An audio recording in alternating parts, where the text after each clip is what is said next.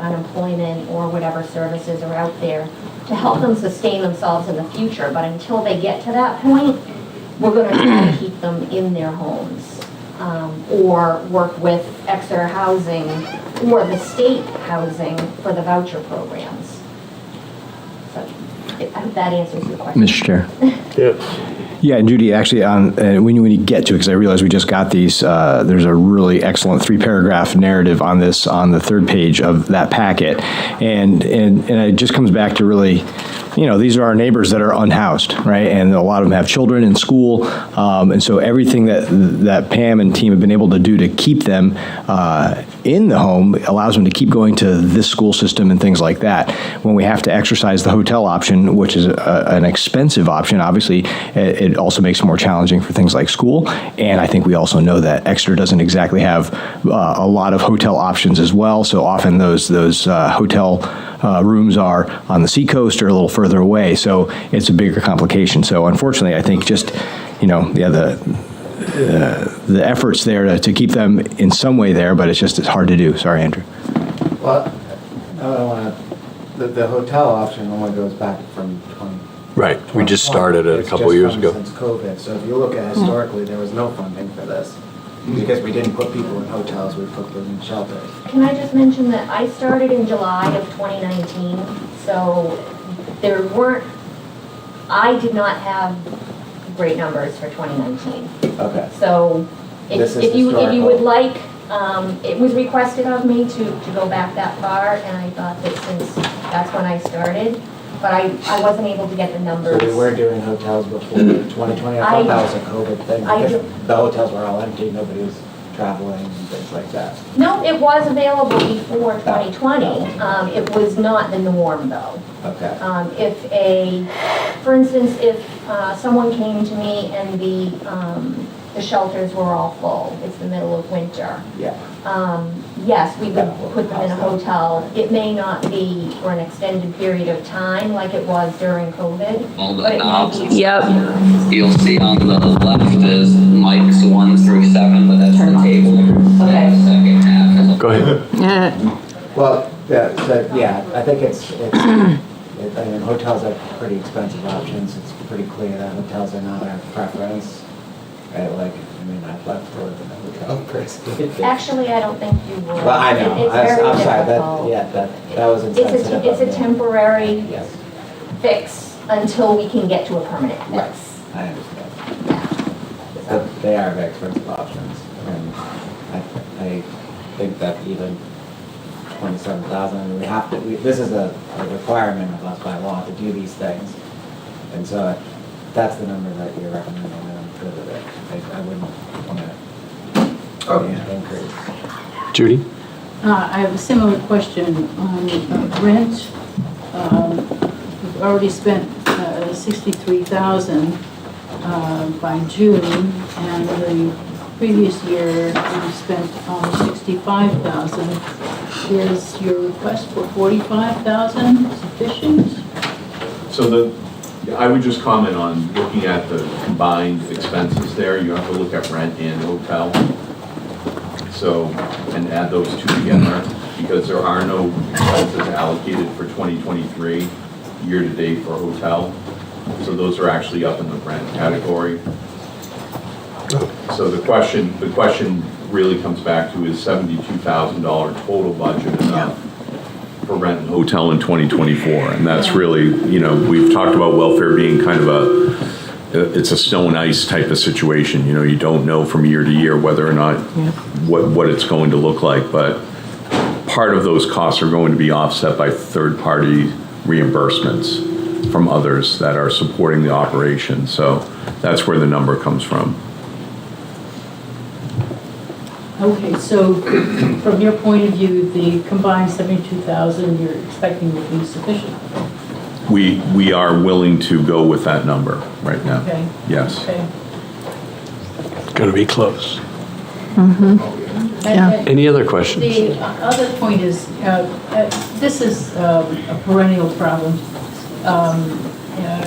Is there involvement with the state and regional perhaps more about it, to actually do something about the housing situation? It's just a chronic problem. Is there any relief in sight? Thank you. Is that something you want to talk to?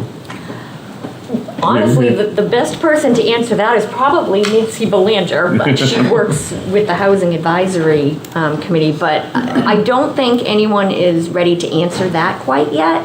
I know the state is working on affordable housing. I know the town is looking at options, but we really can't say right now that there's something specific coming down the road. There is a voucher program through the state, and there's a voucher program through housing authorities in the area as well, so that's where, those are the two places that I work with or suggest that folks apply through. It's very much a case-by-case deal right now in terms of how we're working through each individual case that comes to us. And we've, I would say that they're long and pronounced, and it takes a lot of effort and energy and working with individuals to get them from a space where they don't have housing to a space where they do have housing. And I want to acknowledge Pam's efforts because she obviously spends a lot of time on this, coordinating with the different agencies and with the Exeter Housing Authority to try to find people housing. And it's not always in Exeter, it sometimes is outside the town. But it does take us some time to facilitate that, working with landlords, finding open apartments and getting people situated into those apartments for hopefully the long term, which is the goal that we have. And that's what we try to do. Excellent, thanks. Liz? Just want to go back to an earlier comment about the rent and hotel and so forth and how much has been spent, because it's not even winter yet. Like, we're not even when it's cold and when people are going to need to start, they might be in other places, cars and so forth, and like that's a real thing that people are going through. And so I am worried that, I know that the welfare total right now is an increase because it's a part-time person, but I still am concerned that we might be shortchanging what we need to invest in for our residents. Like, this is all incredibly serious, and the amount of work that Pam is already putting in, Russ is putting in, all these folks are putting in to try to navigate all of this. And I really want to return to an idea of having a full-time person, and I think those line items aren't enough based on where we are currently.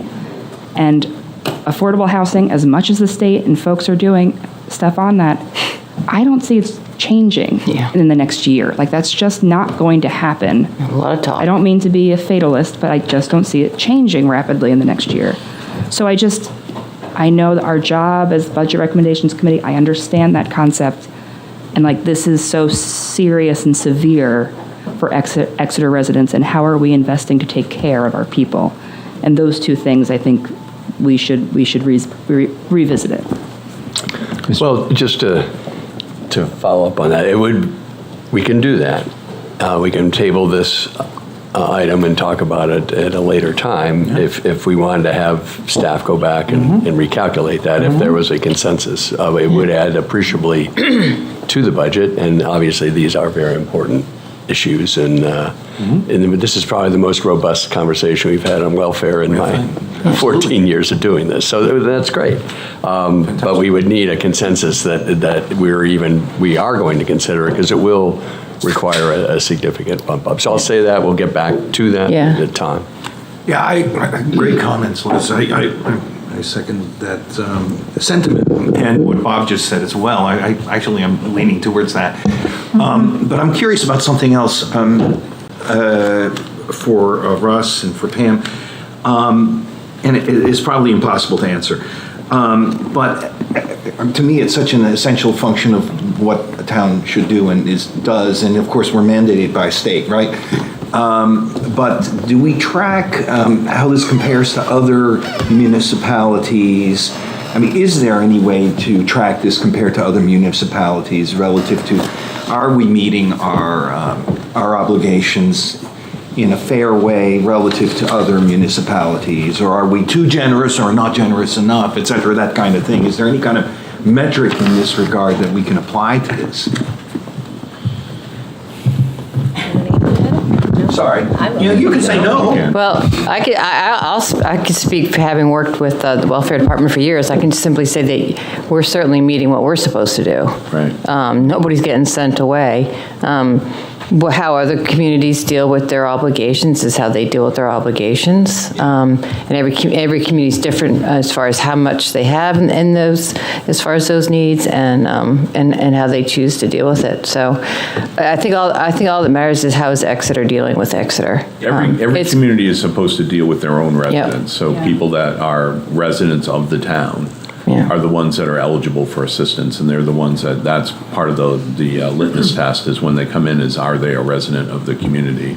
We get information from our listserv from other towns talking about welfare budgets and where they're at in terms of providing general assistance to their town. So there's I would say it's an informal kind of thing that goes on behind the scenes that people are talking about just how they're funding the welfare functions of their communities. And we're seeing more and more that people are going to individualized assistance and away from job sharing, meaning they're creating positions to handle welfare because of the increasing caseloads.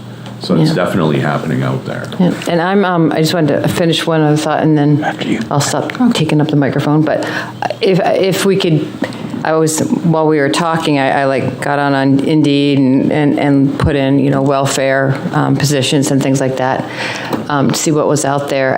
Honestly, I didn't, and again, just Indeed for the Exeter area, I didn't see any positions open for town welfare.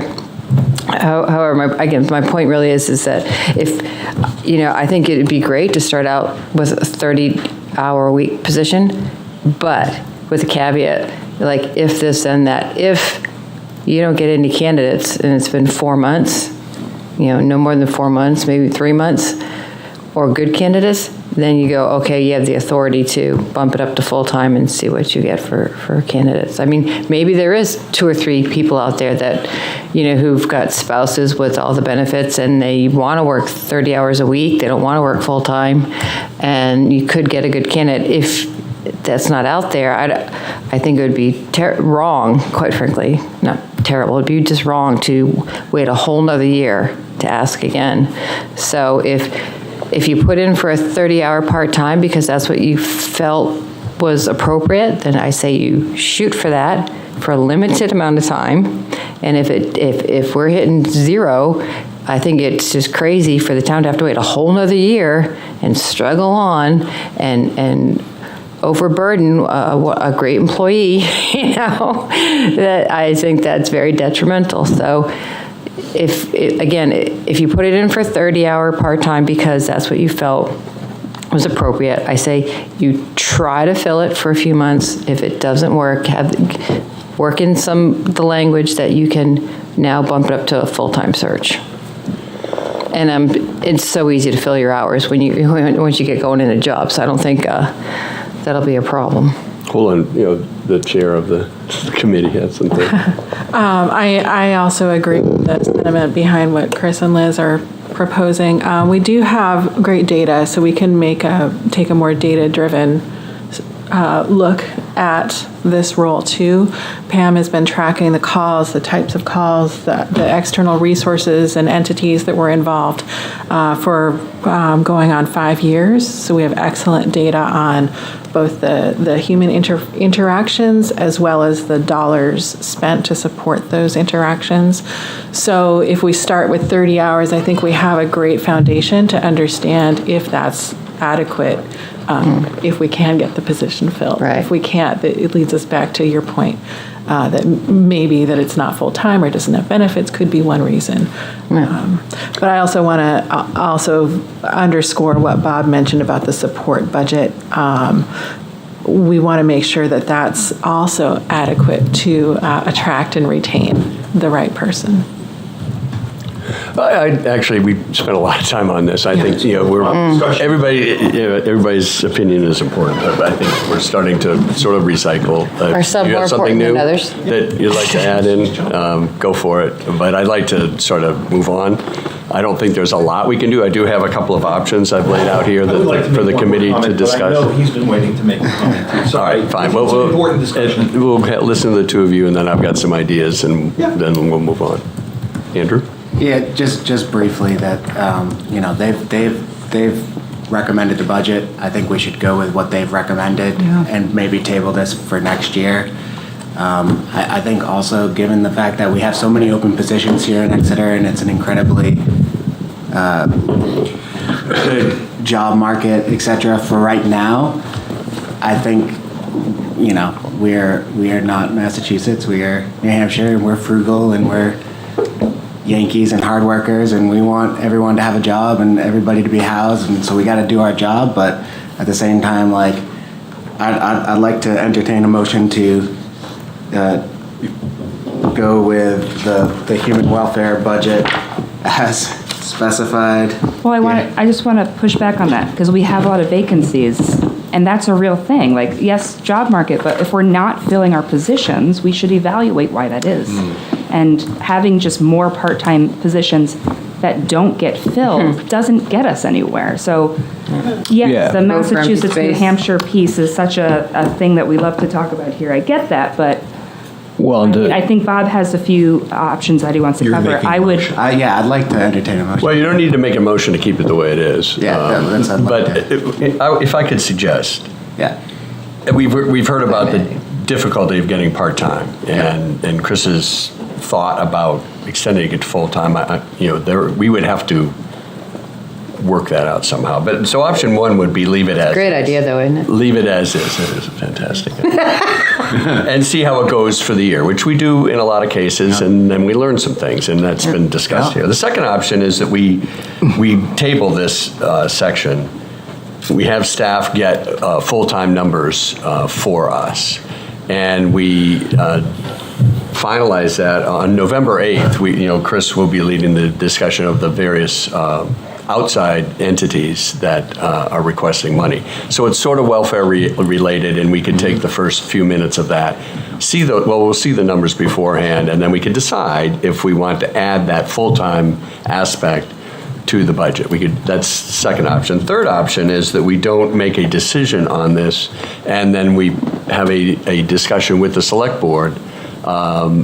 I think I meet with them is December usually, right, as a preliminary discussion. And as part of that, we could say, we had some difficulties with this budget, but we understand it's up 70%. Here are the numbers to make it full-time, which everybody feels pretty strongly, but we realize that that'll make it go up 118%. And have a discussion that way. So those are the three options. I'd like to get a consensus on which way we go and sort of move on to other budget items. Mr. Chair, a question on your three options real quick. Is it possible to write a motion that would have the budget as proposed as a fallback if there's failure on all three of those options?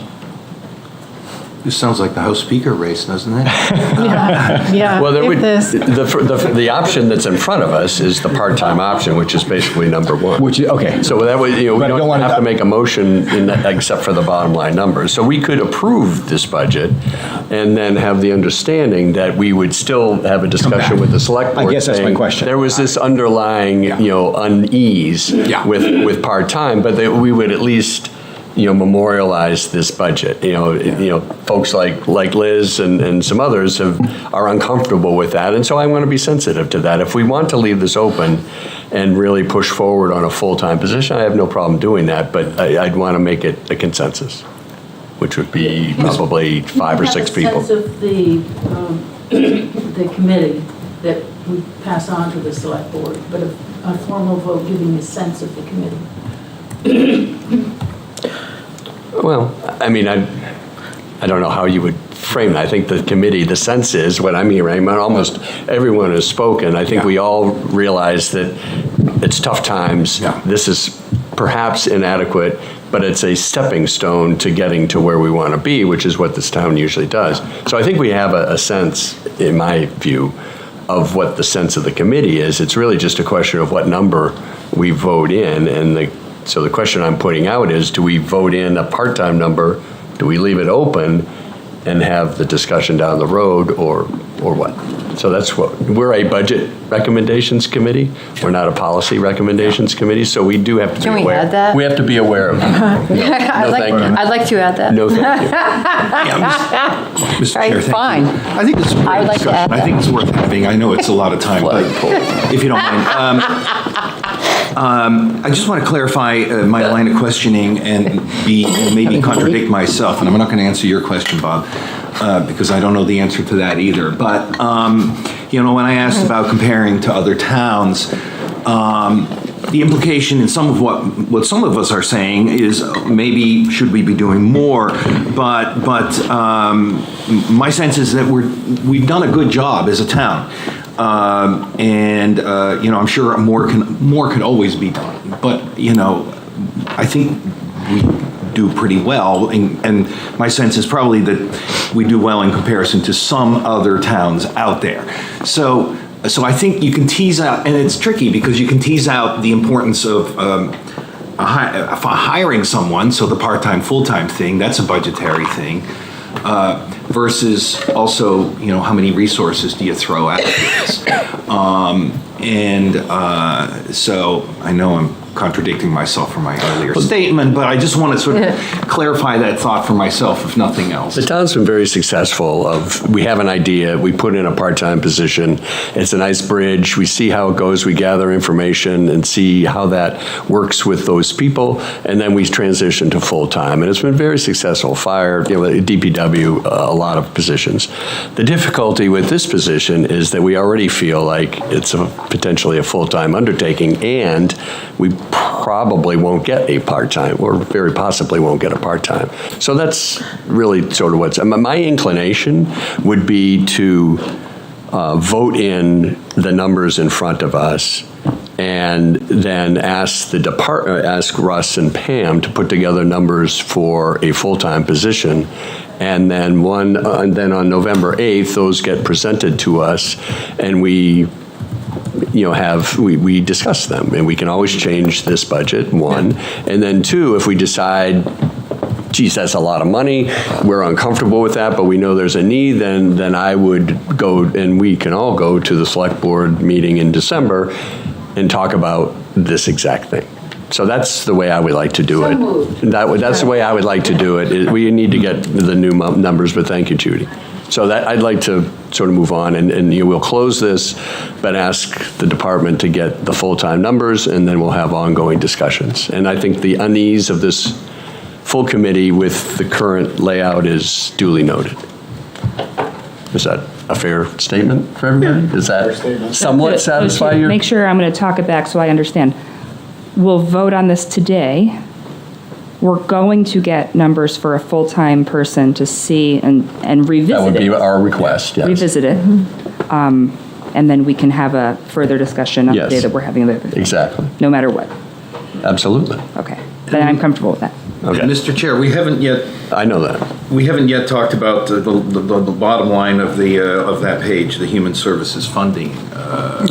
Yet. So You have to hold on to your excitement. You have to wait until November 8th. I know you're excited, Ton, but November 8th. I'm just saying that's a separate and distinct. Totally separate. Yeah. Right? There's something to look forward to. All right, so Corey, we'll go back up to 52100, health insurance for human service, or health welfare. So because it's a part-time, there are no changes to those numbers. Okay. Okay, so none of those change, okay? And we're not changing hotel or rent. So the welfare total is 144,094. Correct. Okay. So Judy, can I still count on you for a motion for that? So moved. I'll second that. And as part of discussion, as chair, I will request, presumably Pam or Russ, some combination thereof, put together the delta for this being a full-time position. Yeah, we'll do that. And, if depending on confidentiality requirements, if you don't want to email that out, to me and then for distribution, that's fine, I understand. But at a minimum on November 8th, we would get that delta. Information, yeah. And we would discuss that a second time and decide what our approach might be. And again, there would still be two approaches at that point. We could either revise our budget with a vote, or we could say, well, we're comfortable with that. We still want to talk to the select board because ultimately they're the ones who, have to answer for 100 and some odd % increase in this budget. So that's it. Yeah, the only request I'd make, and again, I'm not trying to add more work for Pam and Russ, but the sooner we have that delta number is helpful for the other discussions we're going to have in total for budget, because you want to keep that number kind of floating in mind. So love to know just, sooner than later what that. Some of my predecessors, not my recent predecessors, but way back in the day, used to try to set a target for what the budget would be. And I think, folks like Nico and Corey and myself, as past chairs, have said, the budget is what the budget is. The departments are what they need. And we discuss those. And we're not going to set a target of 2% or whatever it is. Fair enough. So that I would thank you for that input, but I'm not going to do that. Fair enough. Nope, fair enough. If this has to stand on its own 2 feet, as supported by this committee and then as presented to the select board. So, having said all that, with discussion, all those in favor of a potentially temporary budget of welfare and health and human services of $144,094 signify by saying aye. Aye. Opposed?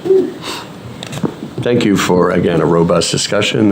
This is May I great. point out, Bob, that despite our very robust and really great conversation, we're only 4 minutes behind schedule. Way to go, Tom. Excellent. Okay, well, thank you again, everybody, for that discussion. And That was Pam, great. you're clear on what we need, right? I'm sorry? You're clear on what we need? Yes, thank you. And again, Russ, if you can get those numbers to us early, that would be fine, but that would be, I don't know all the little confidentiality requirements. Pam. should be- Round of just applause let for me- Pam. Yeah, Good. I'm giving you a standing ovation. That's amazing. That'd be great.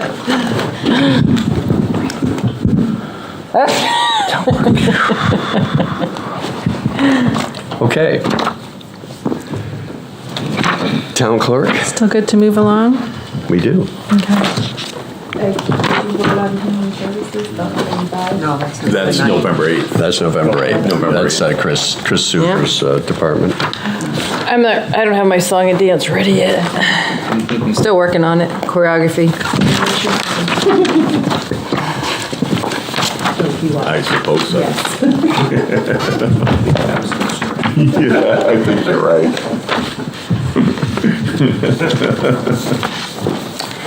Shall we do wages and benefits first? Sure. Town clerk. Town clerk, page 5. So Andy is out. Apologies, and Russ and I are here to answer any questions. Okay. So why don't we do insurance first, Corey? Yes. Town clerk healthcare, new number 70,891, 70891. New dental insurance, 6,177, 6177. Life insurance, $230. Long-term disability, $761. And total benefits? 131,377, 131,377. Thank you. Anna? So as I mentioned earlier, we're getting back to doing more conferences and training, which we see in this department in a few areas, both conference room meals, education training, and, sorry, pardon me for skipping around, but the final line travel reimbursement. We are, per our discussion with Andy, she actually asked for an additional 300 travel in that line 55308. And when she's back, if you need, we can confirm with her, but that's what I have in my notes.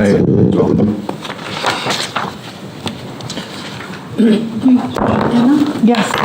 Has there been any concern about security, election security? Any concern about that for 2024? Do you mean physical security or security of devices and machines? Well, I guess both, but I was thinking physical security. I don't know if there have been threats or concerns. Was a naked person last year, wasn't there? No. There was a Half naked at least. Yeah. Russ, That was exciting. have police at the elections, I just can't remember. Yeah, we do. Yeah, we do. So that's already, I mean, we're not aware of any threats currently. And we have- As part of our, and I'm sorry, I'm so hot.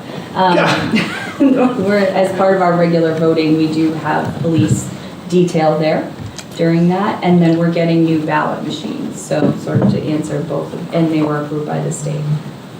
Okay, thank you. You're welcome. We hope it stays that way. It's the new Hugo Chavez model, so it should be good. Us too. So what did you said there was a question on the travel? Travel, 'Cause it's sorry to jump somewhat around, but underspent. line 55308, she just requested that we add 300 to that. It just didn't make it to this, Instead of 200? instead of Plus, 1,000. yeah. Oh, yeah, plus 300. Total. So 1,300 total, not 1,000. Oh, okay. So you'll see a lot of the costs in this budget are related to certification and personnel within the office. So it's to make sure that all of the clerks are properly trained and certified to do what they do. Is that a sort of end-of-year training? Is that why? Yeah, actually, it just happened. Just happened, okay. Just happened, so.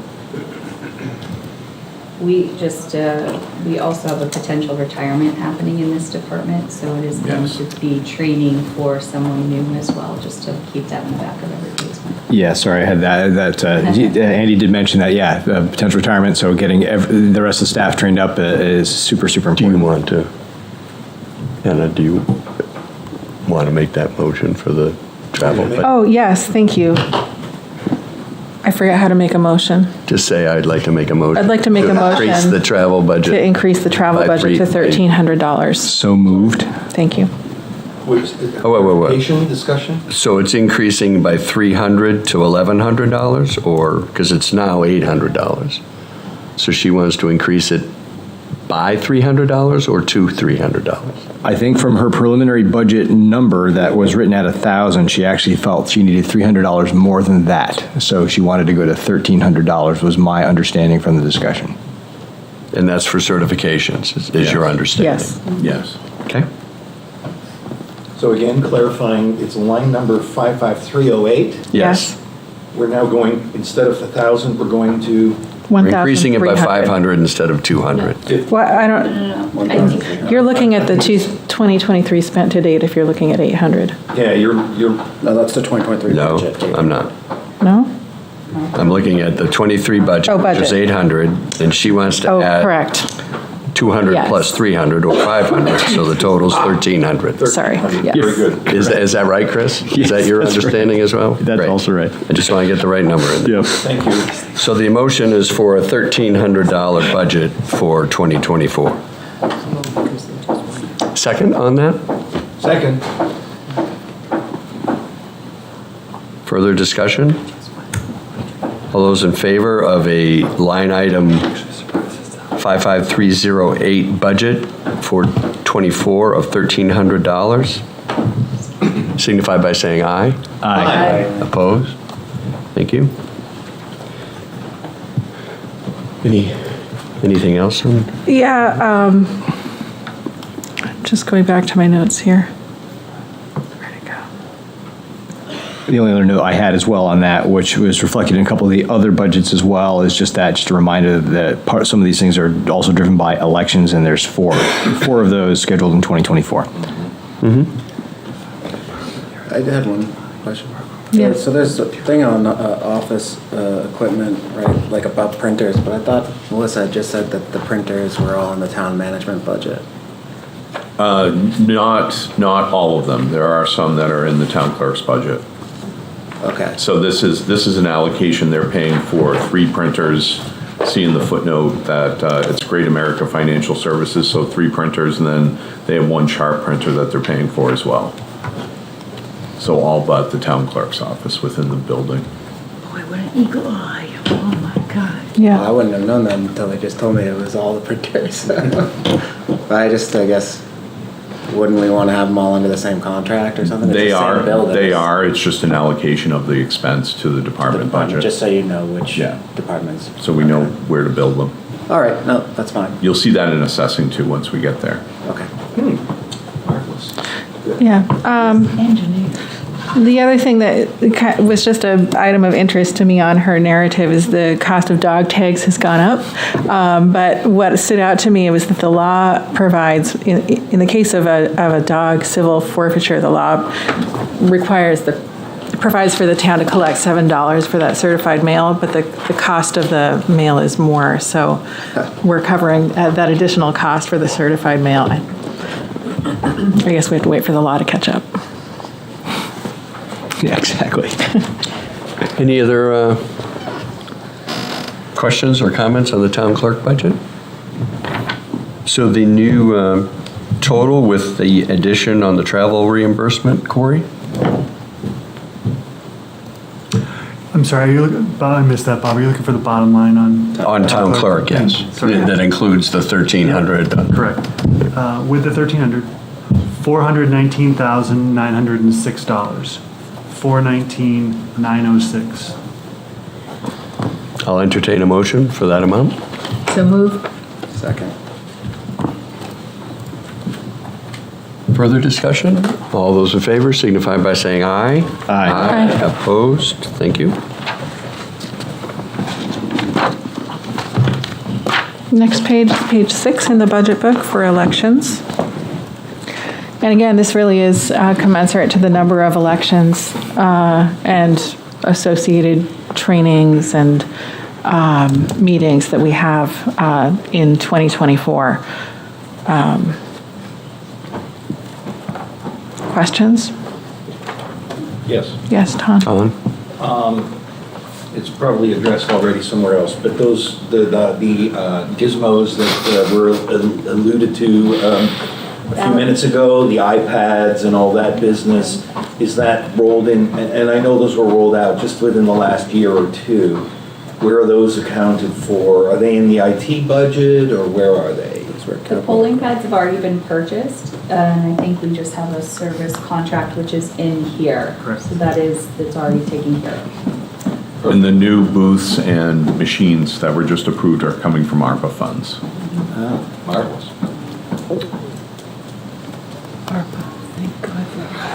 We're still paying for it. It's Different still coming out of our pocket, just Yeah. a different pocket. Paying for that. Thanks a lot.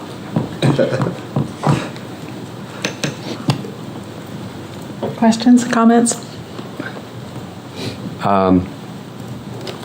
Well, it's our money. It's good to have it coming back, doing stuff for Any further discussions on the elections total of $24,771?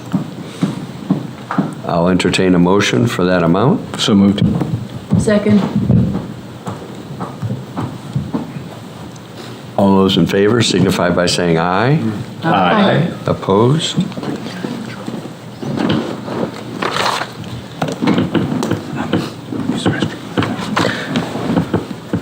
I'm going to suggest a 5-minute stretching break. Excellent. Second. Yeah, it's time.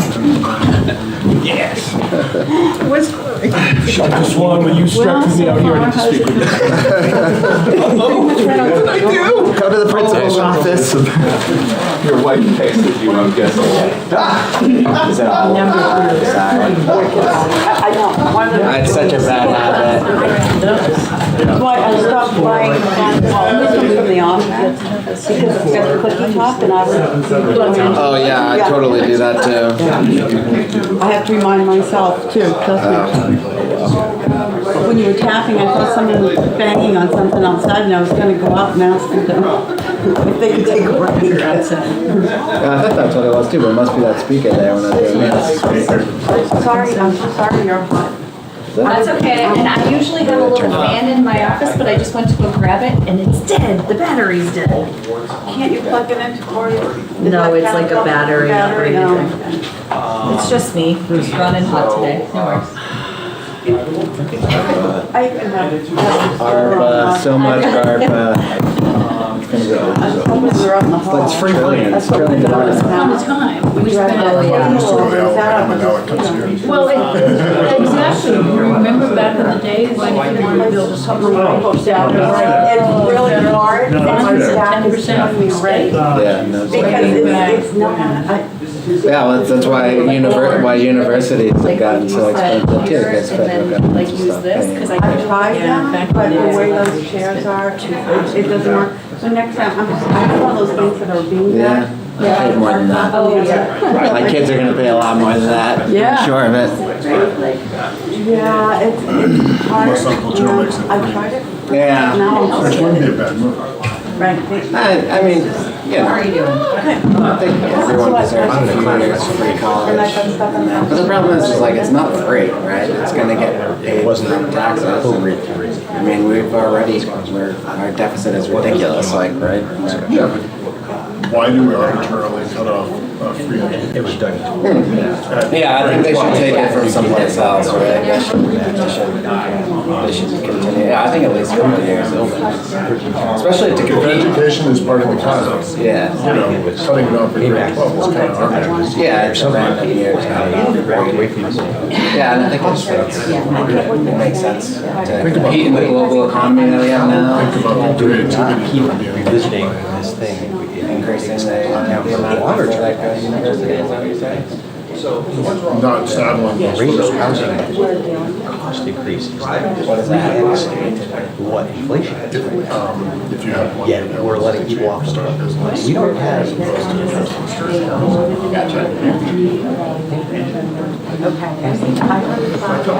Or it could just do some unintended consequence, like drive up the cost of housing because now everyone can afford it. New housing, or so right? Like, you never know how these things actually work out.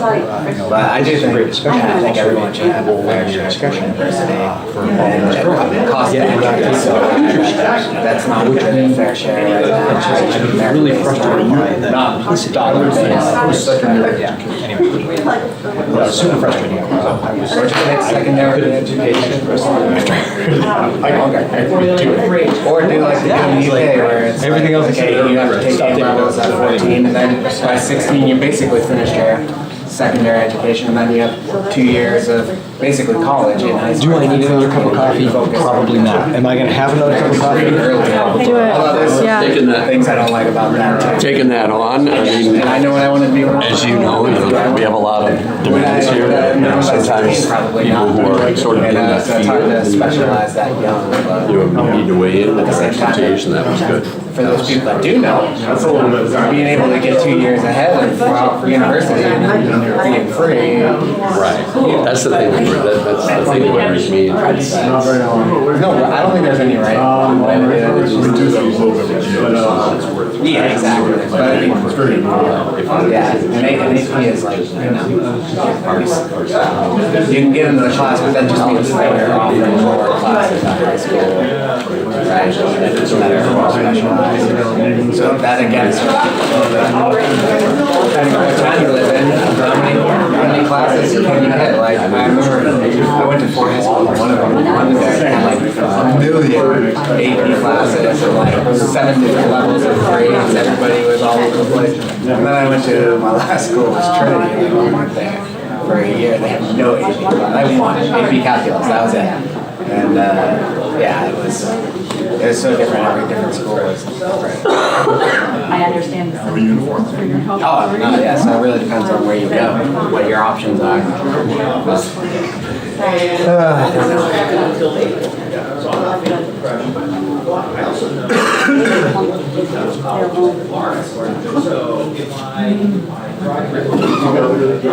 Congratulations, by the way, on the awards you received for your chocolate. Wonderful. It's a major award. Yeah, those are really cool. And I also support your 15-minute parking right there, if you're doing that. That's a good idea. I've done a lot of work. How are you doing, by the way? Thanks for clarification. I still think I heard,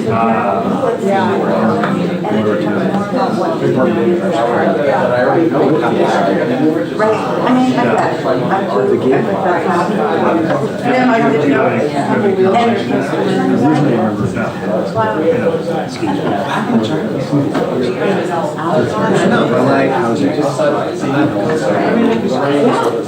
You don't want to do it? But it was fun. It's a hard location, but also it doesn't, you know, memory. That's what I want to ask. I have not been told. Really good. Yes, you know, flavors. You're right. I don't want to hear. I only thought it, yeah. Nope. Yeah, no, I only thought it, not over, but I took one step further thinking if it was. Had to get back there. We'll see. No, and I get it. It's just like, so you got to Makes sense, yeah. They definitely went back. Great, like something happened without being shocked. And I can go back to the office. I got there, I got If I have it. I just, that.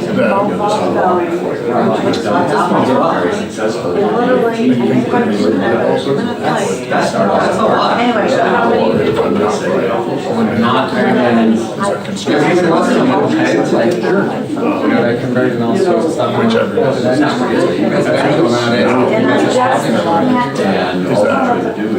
I'd rather. I think they gave it. That's what They want to see the budget. I understand there's less actual, and then you just give and take. Yeah, I was going with the other part, but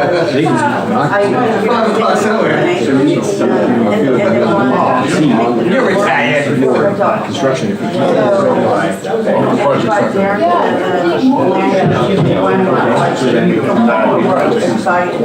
I was so happy with the life. I'm not arguing. And I'm just planning on. I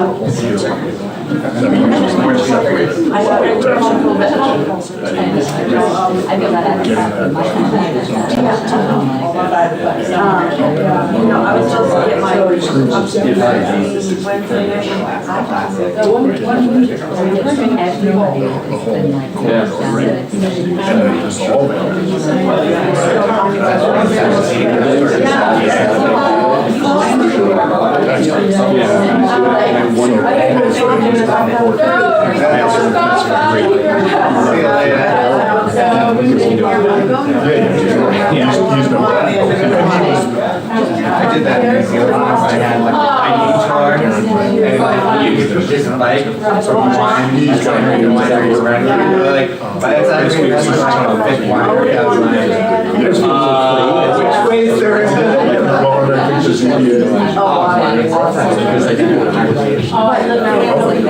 Friendly people, great wine, great lifestyle, outside, super active. It's really nice. And it's the only place I've been that's like really like. Yeah, I mean, and you've seen maybe or maybe not, you've seen I've read a lot of time. Really? I mean, I was just like the sceneries, the trees, the flowers. It's across the region. So you got Lord of the Rings. Yeah, but it's really, it's affordable. I went out salmon fishing a few times. We scaled so much fun. Also the land. No, so it's I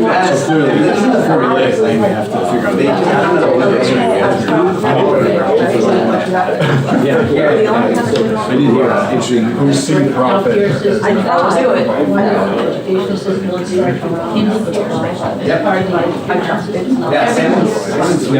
As far as I'm concerned, I almost moved anyways. that's a really I'm paying $33,000 a year to send my kids to YMCA, whereas I go to Sweden, it's $100. And they feed them. And they go to they're not like, they got dropped.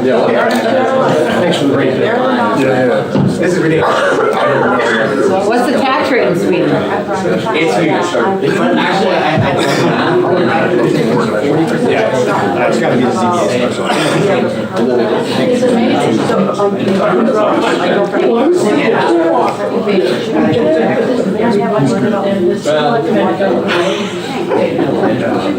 well, I mean,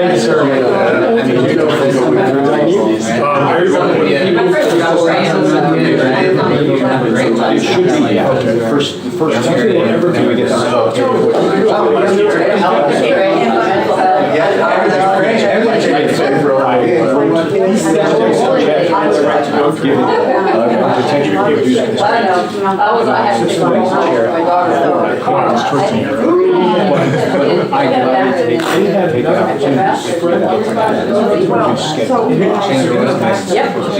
So that's something.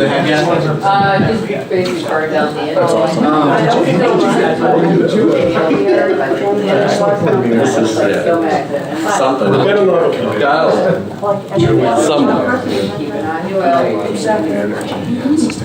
No, it doesn't need it. Well, we've talked about it. 3,000 over and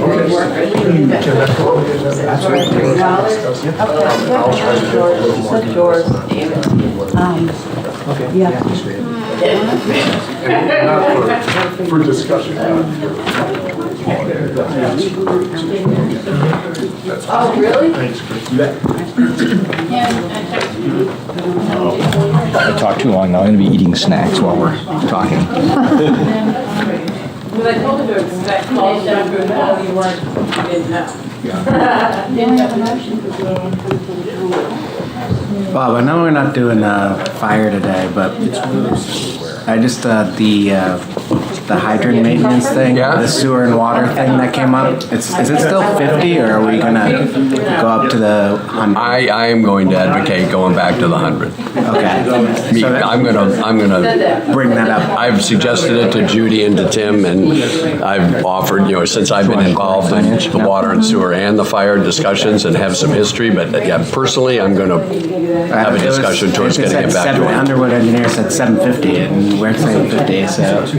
It should be a lot higher, but yeah, we're not gonna get there right away. We should have been doing As a sewer it. payer, we could go. We should have been doing it 10 grand a year for the last 15 years. That's what we should have been doing. Right. But it sort of went, it was just one of those sort of dirty little secrets that never came up. Okay. Until our most recent rate calculation, or rate It's gonna be a big increase, so. And then they said they'd like it to be 50,000 every year. Now, one thing we're going to do in the next year or two is to see what that cost actually should be. Right.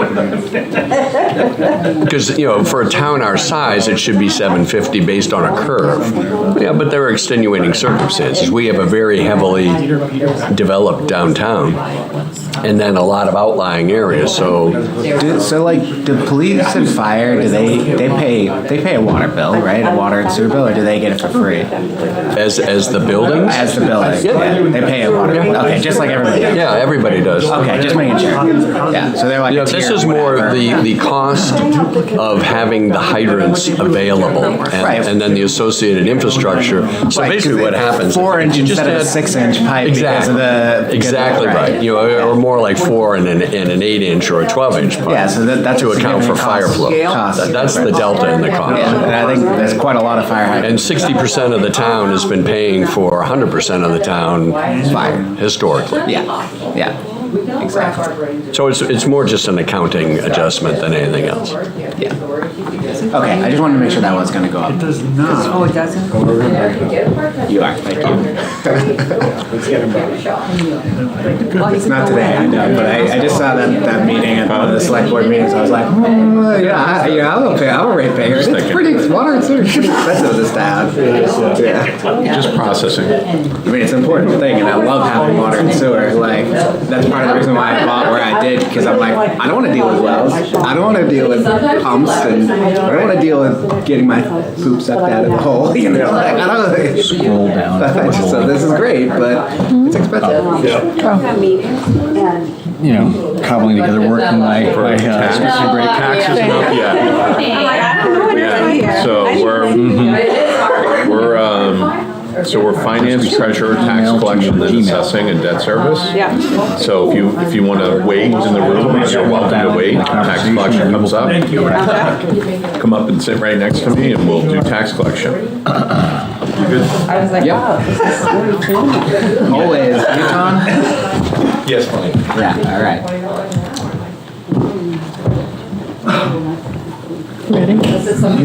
Yeah, let's roll. Ladies? There's nothing crazy happening there. Yeah, why don't we, Can't start without me. we're going to reconvene here. Thank you. Choke on that grape, that's a big one. When we cut it in half for you. Take this break. Grape. Can you mix it into my oatmeal? All right, we're going to jump into finance and accounting, which is page 7 in your book. We just went to finance. Corey, do you have updated You want to benefits? start with the numbers? So finance health insurance is 50,139, 50139. Dental insurance is 3,657, 3657. Life insurance is $275. Long-term disability is $903. And the total? 111,744, 111,744. Thank you. Yes. Mr. Chair?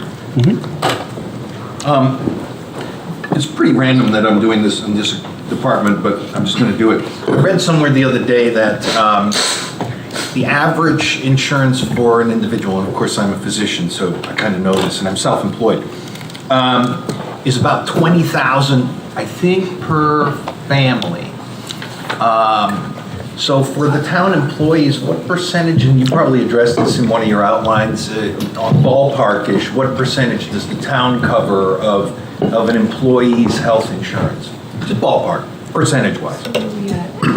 So it depends. 80% on That's what I average. thought. Yeah, we have different unions, but that's basically. So if you're a town employee with a family, it's a $20,000, very roughly speaking, $20,000 policy, and the town is covering roughly 80% of that. Yeah, we have different, we have a couple of different plans Yeah, that we I promote know. primarily. Blue Yeah. Choice is one, Access Blue New England is the Yeah. other. For Access Blue New England, we actually cover 86%, and the employee covers 14%.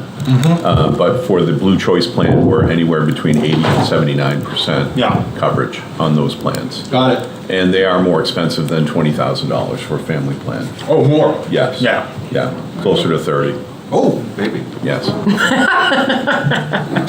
Oh, baby. Any other questions? In private practice, we get the bare bones. Well, I actually pay that much in some years. Yeah. Did you guys have anything? So the first line, 55014, Corey, do we have an update to the RFP? Is there an updated number for that, or is that still in process? 12.5 was the number you had, wasn't it? 12,500 for the.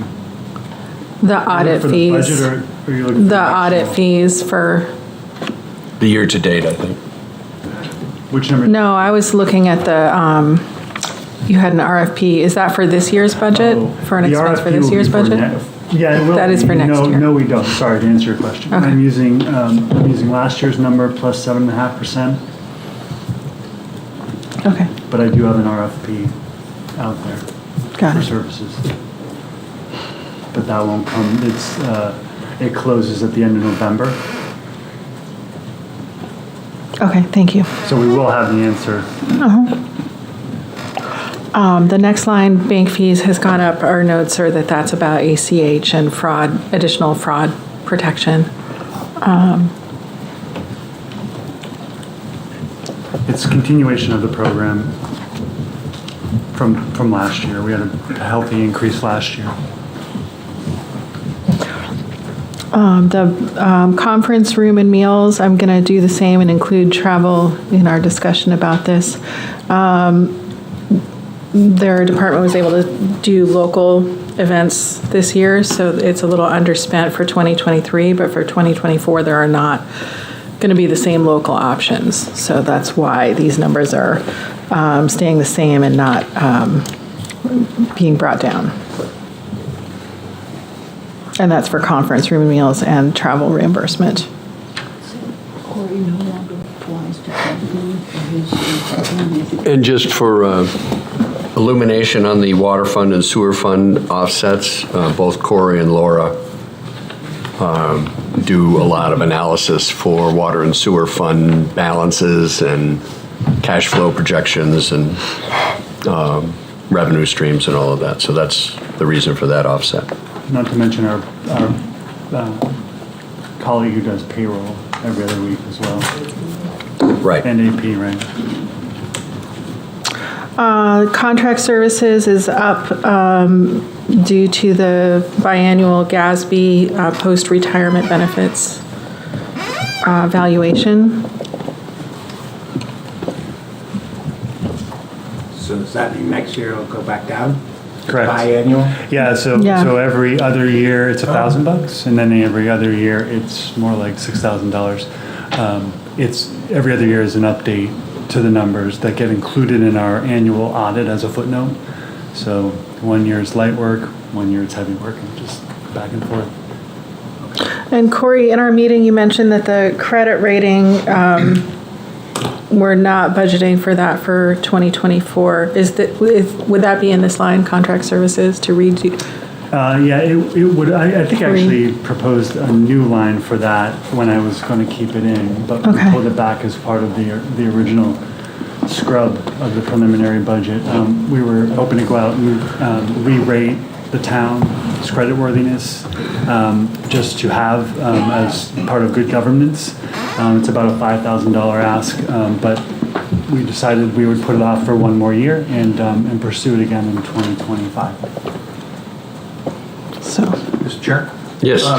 For all the years I've been on this committee, can you just enlighten me on what GASB exactly stands for? I just assume it's a required thing and we do it, but okay, fine. So What is Government it? Accounting Standards Board, that's what GASB is. Okay. What we're doing is they're evaluating our post-employment welfare benefits. So it's not your pension, it's the other types of benefits that you may get through the town in retirement, healthcare and the like.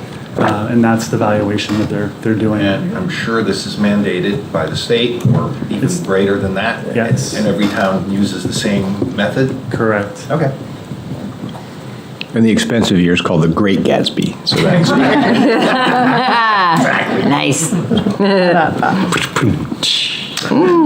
dues have gone up, and then looking down the remainder of the rows, we see similar increases to office supplies, paper, but overall, the other items are fairly level funded. Questions about any of those items? Comments? What would be the new finance and accounting total, Corey? 370,133, 370,133. I'll entertain a motion for that budget for finance and accounting. So moved. Second. Further discussion? All those in favor, signify by saying aye. Aye. Opposed? Thank you. Thank you for your support. Treasurer is on page 8. No changes here. So we recommend this budget as proposed. I'll Discussion? entertain a motion for the budget of $9,692. So moved? Yeah. Mr. Chair, just a quick note on the treasurer. Can I just second Oh, really yes. quick, and then we'll Sorry do a about that. discussion? Was there a second? There was a second somewhere, right? Somebody want to own it? Liz? Thank you. Discussion? Yeah, just a note on the treasurer position is that it is going from an elected position to an appointed position. That was approved by the last town meeting, so come this March, Sue Penny, our treasurer, will become an appointed treasurer. So that'll be a change, and she'll be in that position for hopefully as long as she will be willing to serve. Will that change No more anything campaign. from a budgetary point of view? What it will do is, as an appointed position, it will allow us to look at the finance operation a little bit differently in terms of if we create new positions down the road, we might be able to combine the treasurer function with another function within the office. And that is something that, as we continue to evaluate our financial operation with Corey and his group, we could consider that as part of any changes that we would want to make. So, gives us a little bit more flexibility. Okay. Okay, it's been moved and seconded. All those in favor signify by saying aye. Aye. Opposed? Thank you. Tax collection. Start with benefits. Let's defund this. Defund it. Wow.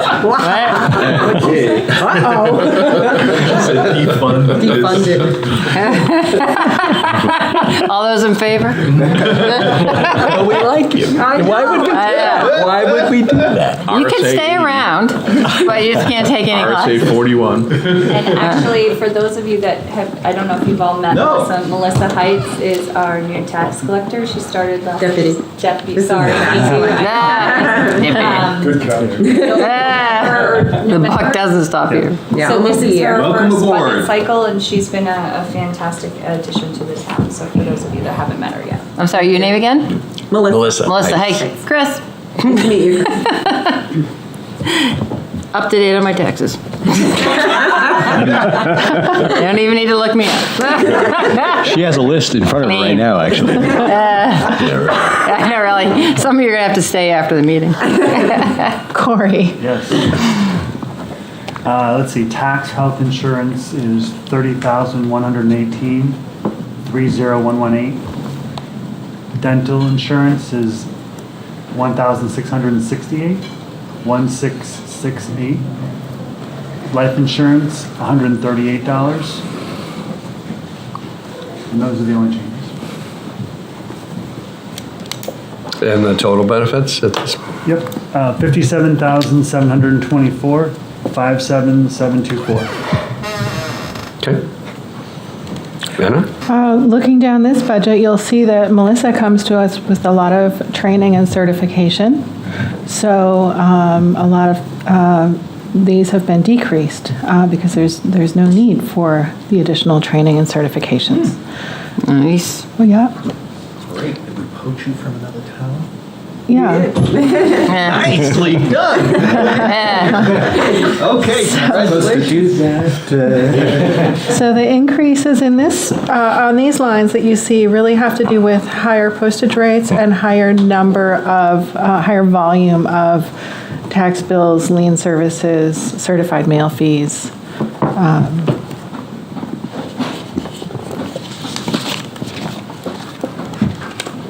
And paper. And again, Melissa and her group do the water and sewer billing, so that's what the offsets are to those departments. Questions? Yeah. My ignorance again. So is this one of those situations where the actual tax collector is our contracted service and we only have on-site, or do I have it mixed up from departments? Or, oh, okay, I saw someone pointing at something. Yeah. So this is a fully in-house function, correct? Yes, it is. Okay, all right, got it. Fully in-house. As opposed to the other department where we contract. With assessing, yes. Yeah, Yes. Okay.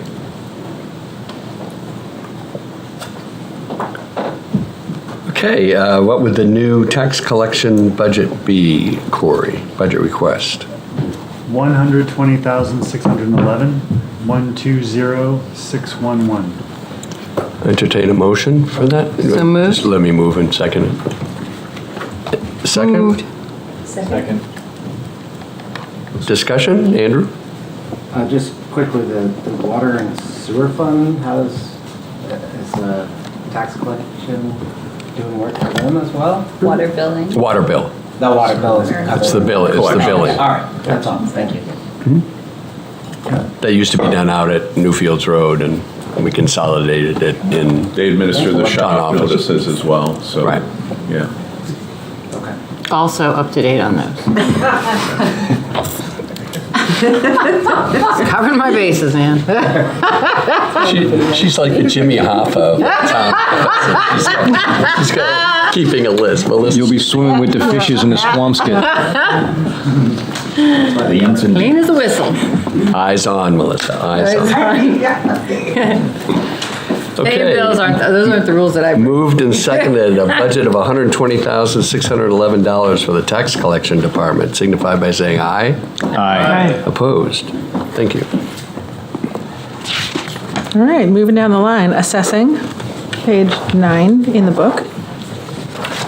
So Janet is out, who would normally be presenting the assessing budget, so just as an FYI.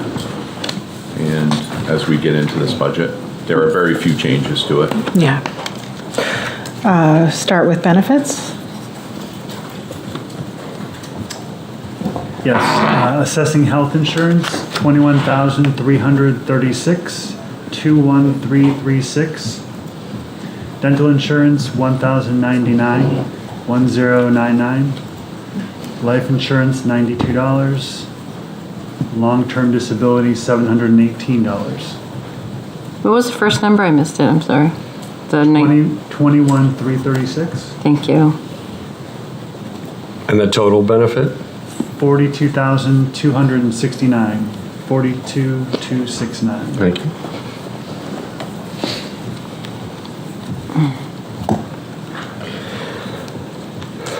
Anna? Yeah, there really are not significant changes here. Do you have anything to? Yeah, the only thing that might be worth just having reviewed, although I think we covered it in our opening session, would be maybe to just have just a brief discussion on the independent appraiser of the Riverwoods line there. It looks like seven number nines there. Just to review what that is for everybody, so we can cover that off. Yeah, so we're required via tax settlement with Riverwoods to hire an independent appraiser that both parties agreed to and split the cost of. So that's why that cost increase is built into the budget for this year. Sorry, which line item are we at now? This is Towards the bottom. 52 evaluation. Okay. So we are working on that process right now as we speak to get an independent appraiser agreed to by both parties to be able to do the valuation that needs to be done. Also 2024, we've said it before, but it will be a revaluation year. The cost of the revaluation is actually baked into the $96,200 contract services budget with MRI. Nice. So that's part of that service that they provide to the town. Well, Mr. Chair? Yes. I think that answers my question, but because before you said that one thing, I was thinking to myself, at one point we had an in-house tax assessor, didn't we? And then we went with MRI, and I assume that we're sticking with MRI because it's financially advantageous to do so, and maybe there are other reasons to do so? Yeah, so Janet is our tax assessor now. She carries that title of tax assessor. And MRI provides the measuring and listing services and general support to the assessing operation, including the revaluation. So I see. It's a combined effort. Got it. Any other discussion?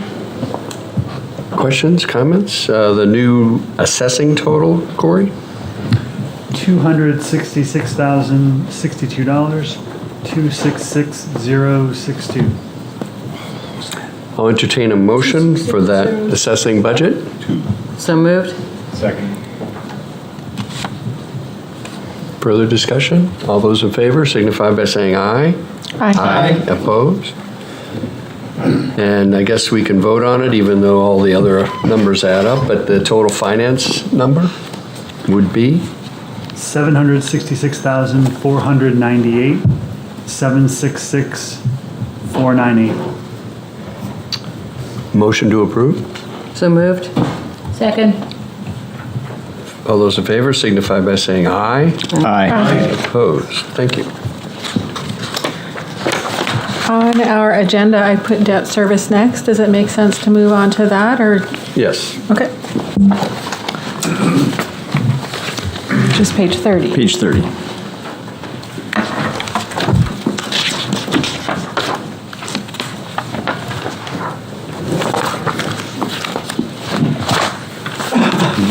Do you want to discuss? Me personally? Oh, that's not on that spreadsheet. No. Thank you all. I'll be excused. Thank you. Thanks, Melissa. Thanks, Melissa. Thank you. The only topic I want to just cover is the solar array. The solar array, Which is, yeah. is 5/8. A standing ovation.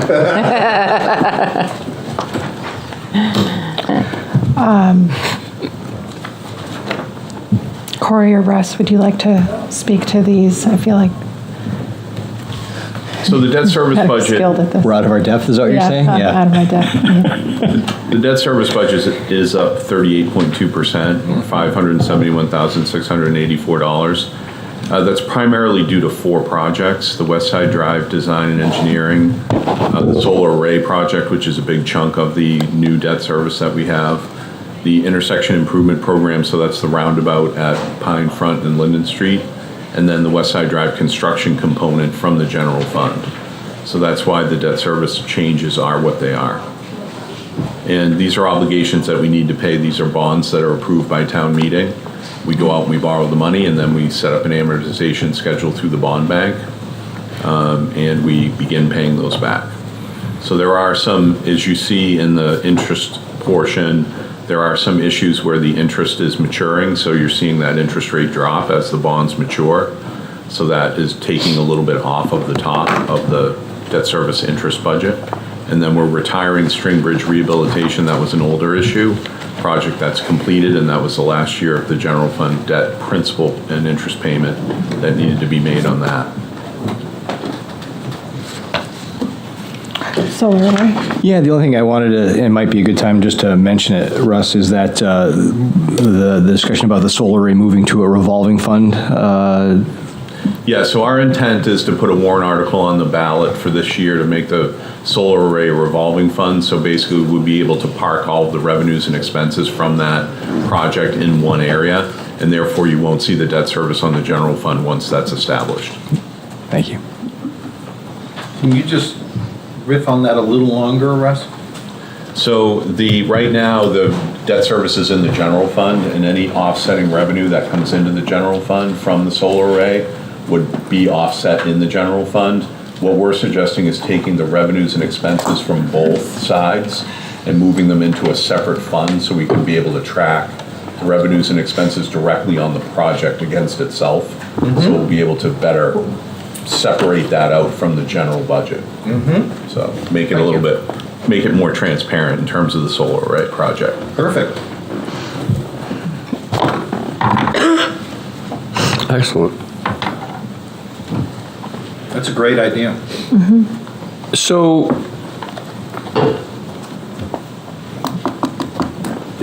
do we anticipate actual, start of construction for these 3 projects in '24? That's our expectation, yes. So let's say, for instance, the intersection improvements. I know they've been doing the design work and sort of the preliminary analysis, but with the lack of personnel and some of the upheaval in public works with new personnel, if that doesn't go forward, have we taken out a bond yet on this? We have. Yes. So that this reflects an actual payment schedule that's been put, okay. Yes, and when we take out a bond, it's important to know that one of the things that bond counsel reviews with us when they interview us when we're borrowing money is that they're actually asking us for estimates of spending money. So we have to give them estimates as to what percentage will be spent at what intervals. Right. So we can't borrow money without their blessing as far as a proposed construction schedule to spend the proceeds. That's all part of the process.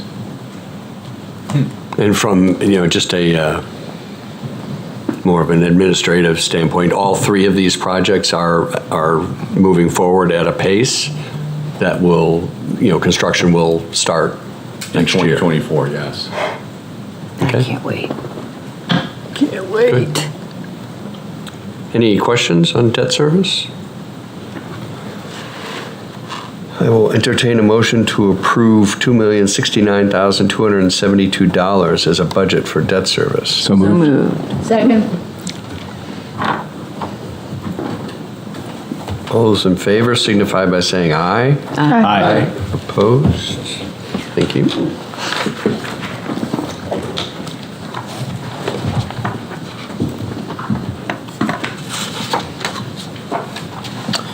Doug's here, but Darren's not, so I propose The old switcheroo. we'll do a switcheroo. We'll start with inspections and code enforcement, which is on page 11.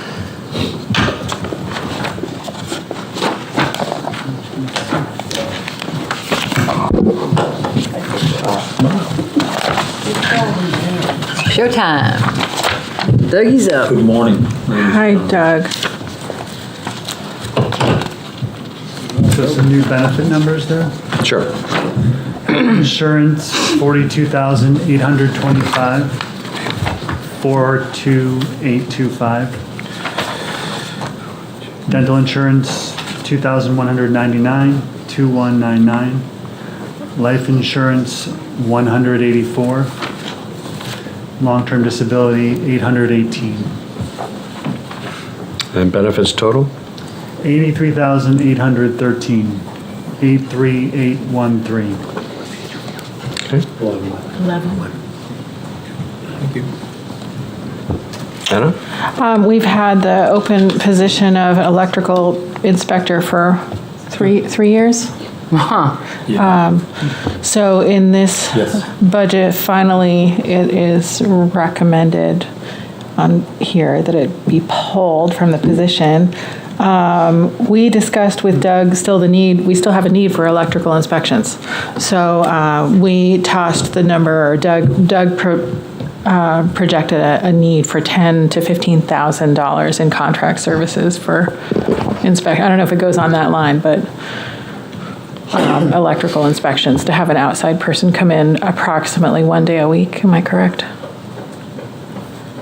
Yes, I think we talked about that from what I had heard, that it was going to be totally taken out, but I would suggest at least keeping at least $10,000 in there. We have some pretty big projects coming up. I mean, big projects, and I'm going to try, if I can get a person for one day a week would certainly help a lot, and it would still be an electrical position, but just having some money there would be nice. So I'll leave it up to you, the board, BRC, to come up with that number. 10 would probably be the very least. Yeah, well, it seems pretty straightforward. If you have to have electrical inspections, you have to hire somebody to come in, you've got to have money in the bank for it. Exactly. Did you guys have a opinion on this? Yeah, we did. And our opinion is, I wrote down the number 15 was the ideal number given the level of projects that we have in front of us. So we'd like to make the recommendation that we find the place to put 15,000 for contract services. Is that 1.5 or? 15000, 15,000. Tom? Would we, maybe I'm getting ahead of myself, would that be under contracted services, let's say, rather than? Yes. Yeah. And we'll get to the administrative part in a second after we discuss. Any other questions? So have we been doing sort of a contract services for the past 3 years? So what have we been doing? So it's been you? I've been doing it. Okay. Does that fall within your, let's say, purview? I mean, are you allowed to do that? Oh, absolutely. Okay. Absolutely, yeah. So it's more just a time management thing? Is that having you do that is just not efficient? Yeah, yes. And the volume of projects you foresee. do we have someone in mind or a few people in mind in town that could do this on a contract basis? I am, I have actually talked to a person who's becoming, he's a master electrician now, but he's applying to the state of New Hampshire to become like an inspector for the state as well. Okay. Provided that he doesn't do business in the town of Exeter. Right. I think that's important, but that would put him on this state payroll, not state payroll, but he would have a license to work for other communities as well. I mean, some towns have the ability to bring in the state electrical inspector on an as-needed basis, but I mean, trying to get him, it's just, right.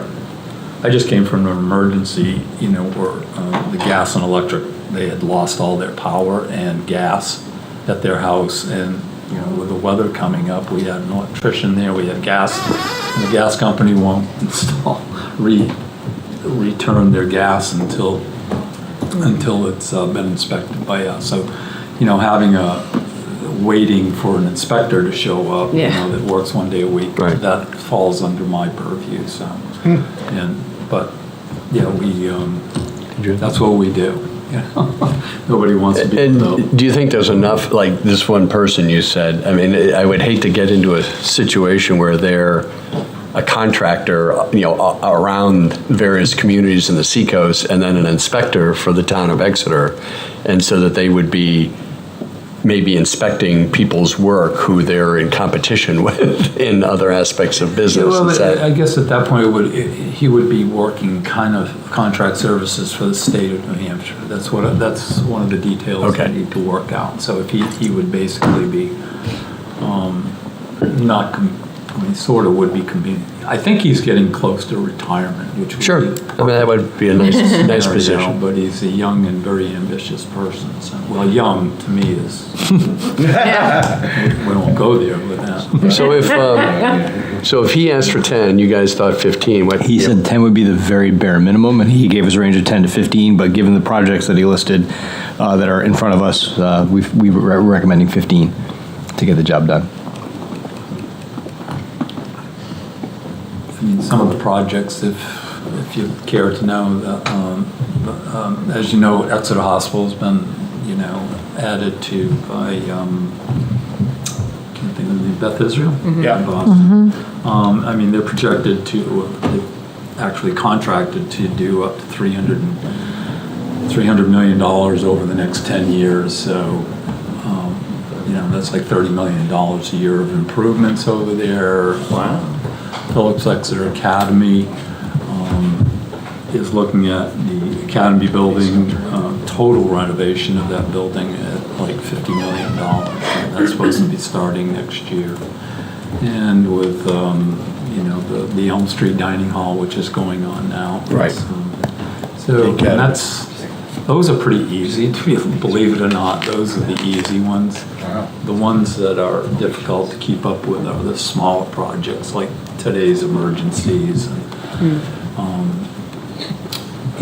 typical house building. We have a new house. We have a subdivision out on Watson Road, which is like 12 or 14 houses. They'll be. Yeah. Okay. They will be started. So, anyways. Great. I don't know who had that. Yeah, I just was going to say that, you brought up the age thing, but could you consider making this a full-time position to get somebody? And then that also talked about succession planning, because you're not going to want to work forever. I mean, I hope you do, but at some point you're going to want to retire, I'm guessing. No, he's not. We want Doug as long as we can have. Andrew, we've we've talked about this in previous years, and one issue is that being an electrician pays a lot more than being an electrical inspector. Yeah. So finding the person who wants to do it full-time is all but impossible, as our track record shows. And I certainly understand what you're saying as well. Yeah. And it's going to be really painful when you lose the And Barbara. Yeah. Well, he'll become the electrical inspector Yeah. then. So at least we'll have that covered. He's putting in his line for We have a succession plan, we just need now. I see what's happening. Soft drink. It's all good. It's all Putting good. it in for myself, I'd be asking for a lot more than that. Tim? Yep, so Thank you. the contractor would be doing some more of the planned, easy stuff like you said, and that would give you more time to respond to emergencies like what happened. Well, yeah, I mean, the emergencies are, pretty spread out. I mean, it's not like in the wintertime, I think we get a lot of them, but hopefully this person is diversified as well, not just electrical, but our last inspector was really good about, he was very knowledgeable about construction and was able to send him out on pretty much anything, and that's why I miss him so much, but. Okay, good. Anything else? Would one of you like to make a motion on the contract services? Yeah, I'd like to put forward a motion that we add $15,000 to contract services to cover a one-day-a-week part-time electrical inspector. Second. Further discussion? Andrew? There's no line for contract services in here, so do you have to create a new one? Yeah, it would be created by Okay. the brilliant minds of Mr. Stevens and Ms. Zogopoulos. Come up with something. think tank I'm over sure. there. They will come up with a line. Tom? I'll just state the obvious, which I'm so good at. Yeah, we do need to. Again. Thank you. We do need to think in terms of succession planning in every department with every person. I mean, you're a very crucial person. If you were to quit on short notice, we're in deep doo-doo. So that needs to be factored into any staffing staffing decisions. I'm sure you're working on that. So we're just, and so everybody, to be transparent about it, we're working on that very plan right now. We have a consultant on board that's been working with the town for the past several months. That succession planning is part of that report that we are going to get here shortly. So we are definitely considering all of those pieces as part of the landscape going forward. I think it's. My plan is not to leave anybody in the lurch. Thank you. I would definitely find somebody that Right. would really qualify. Great. I'm sure there are a lot of inspectors in other communities that would love to have this job. Oh, interesting. Yeah. Yeah, they call me and ask me when I'm leaving. Don't let them buy you any drinks, That's interesting. No, because every seriously, town has a zoning enforcement Yeah. officer. Got it. Yeah, This is in and that you way know, you want somebody a with. desirable position. It is. Yeah. Okay. So, That's good. Okay, moved and seconded to add a contract services line to the inspections and code enforcement budget of $15,000 to account for a part-time electrical inspector. All those in favor signify by saying aye. Aye. Opposed? It is a vote. And with that, Corey, the new inspections code enforcement budget? $279,825, 279,825. I'll entertain a motion for that amount. So moved? Second.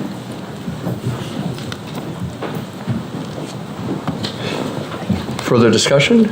All those in favor signify by saying aye. Aye. Opposed? Thank you. Okay. Thank you, Doug. okay. Thanks, Doug. Appreciate your time. Thank you all. You come back anytime, even if they have to wheel you in. So.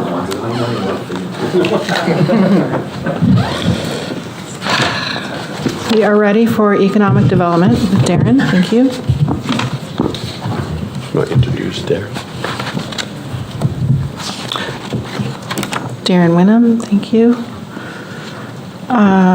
Should we start with benefits? Oh, Yep, sure. The new house number is $22,907. $2,829.07. The new dental, $1,989.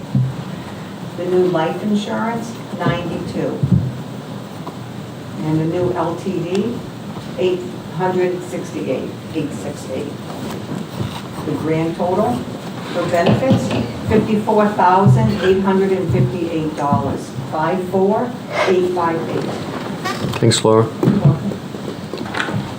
Anna? So congratulations, Darren. You've completed your classwork.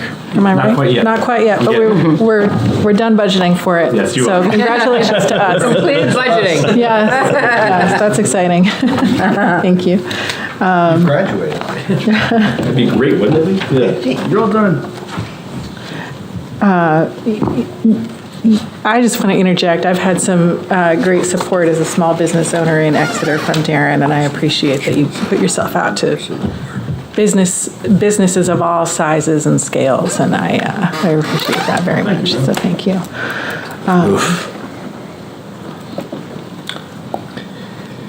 It's a really bare bones budget, other than Yeah, I was gonna say, there's really- removing classes. Once we've done that, no changes. Yeah, no, and to second Anna's comments as well, I think one of the things that's great with Darren is he's always first to just volunteer with ideas and things like that, anything to small or large grow things and make things better around here. So always there with fresh ideas too. So appreciate that a lot, and thanks for the budget prep as well. So, Judy. Where do you stand with the interns now? I don't see any interns listed. Yeah, I haven't used them for a little bit. I'm happy to, but of late, it seems like you can get them if you need them without having to pay for them. So That's a good idea. Yeah. And frankly, if you do that, then you don't have to go through a lot of the bureaucratic type stuff that takes me more time than is worth the effort. But there's a lot of students at UNH that are always willing to help. This past year, I volunteered for the Brentwood Economic Development Committee, and they were supplied with a few interns that did just a fantastic job, and to my knowledge, it didn't cost them a penny. So they get the experience and you supervise them. Exactly. Part of their professional development. Some data collection work. Yep. John? Actually, as a parent, I think unpaid internships are frowned upon. But that's not the comment I was going to make. No, seriously. And may even not be copacetic these days. But my question is almost more to Russ than it is to you. How do we compare to other municipalities relative to employing having an economic developer in the organization? I remember the arguments for and against, going on 10 years ago now, maybe? 10 years ago, yeah. Where do we stand? Well, there is an established economic development presence in the region right now. Darren's actually part of a group called Seacoast Economic Development Stakeholders, a SEDS group, and there are several communities of similar size to Exeter that have economic development resources in terms of staff. So I would say that that's where we're at, and we're trying to stay competitive in that area. I think one of the issues one of the issues we have as a community is that if we did not have an economic development presence like a Darren in place, we would definitely be falling backward, and we would not be able to compete and be at the forefront of where these other communities are in terms of bringing in businesses to their town and working with businesses that they have to further their missions in their communities. So I think Exeter has benefited from having a great asset in economic development. And as a follow-up to that, this was not meant in any way as a judgmental thing or anything, but have we been, you want to toot your horn and just tell us if you've been able to poach any businesses from other communities to us or not? Specifically, we don't do that. We try not to do that. Yeah. Sorry. No, but that's a great question. Because that was the Very frowned upon. Well, that was what economic development was. You'll test this for years and years. Okay. And it's short-sighted. Okay. Because right now what we do with this group Russ was talking about is if I have someone approach me and it's a business that frankly I'd like to have here or that I think is good for the region, and I can't land them. Right now, as an example, I was just telling Nico outside, so there's a couple of really good businesses that want to come into town right now, that want to be in our downtown. We don't have vacancies, which is a good problem to have. Yeah. And so what I do is I take the information and then I pass it along to all my colleagues and say, hey, look, this would be a great business to have. Can't make it work here, but perhaps you can. We've done that, and they do the same for me. Okay. So we look at it regionally. You know what I mean? Yeah. Nice to hear. Yeah. Yep. We want to think them. Great. So what would the total economic development budget be? 167,860. 167,860. I'll entertain a motion to approve that preliminary budget for the Economic Development Department. So move. Second. Further discussion? All those in favor signify by saying aye. Aye. Opposed? Thank you. Thank you, Darren. Thank you, guys. Appreciate your time. Thank you. For the work. Appreciate it. Don't forget your water. Good article, I think. Oh, thank you. Oh, there you go. Okay.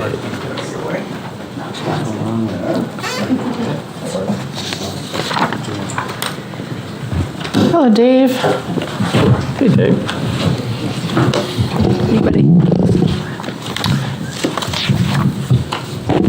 So Dave Sharples is our town planner. Yay! Thank you for attending. Yeah. Amen. Amen. Start with benefits. Sure, let's start with benefits first. No healthcare adjustment. Dental insurance, 3,978, 3,978. Life insurance, 184. Long-term disability, 928.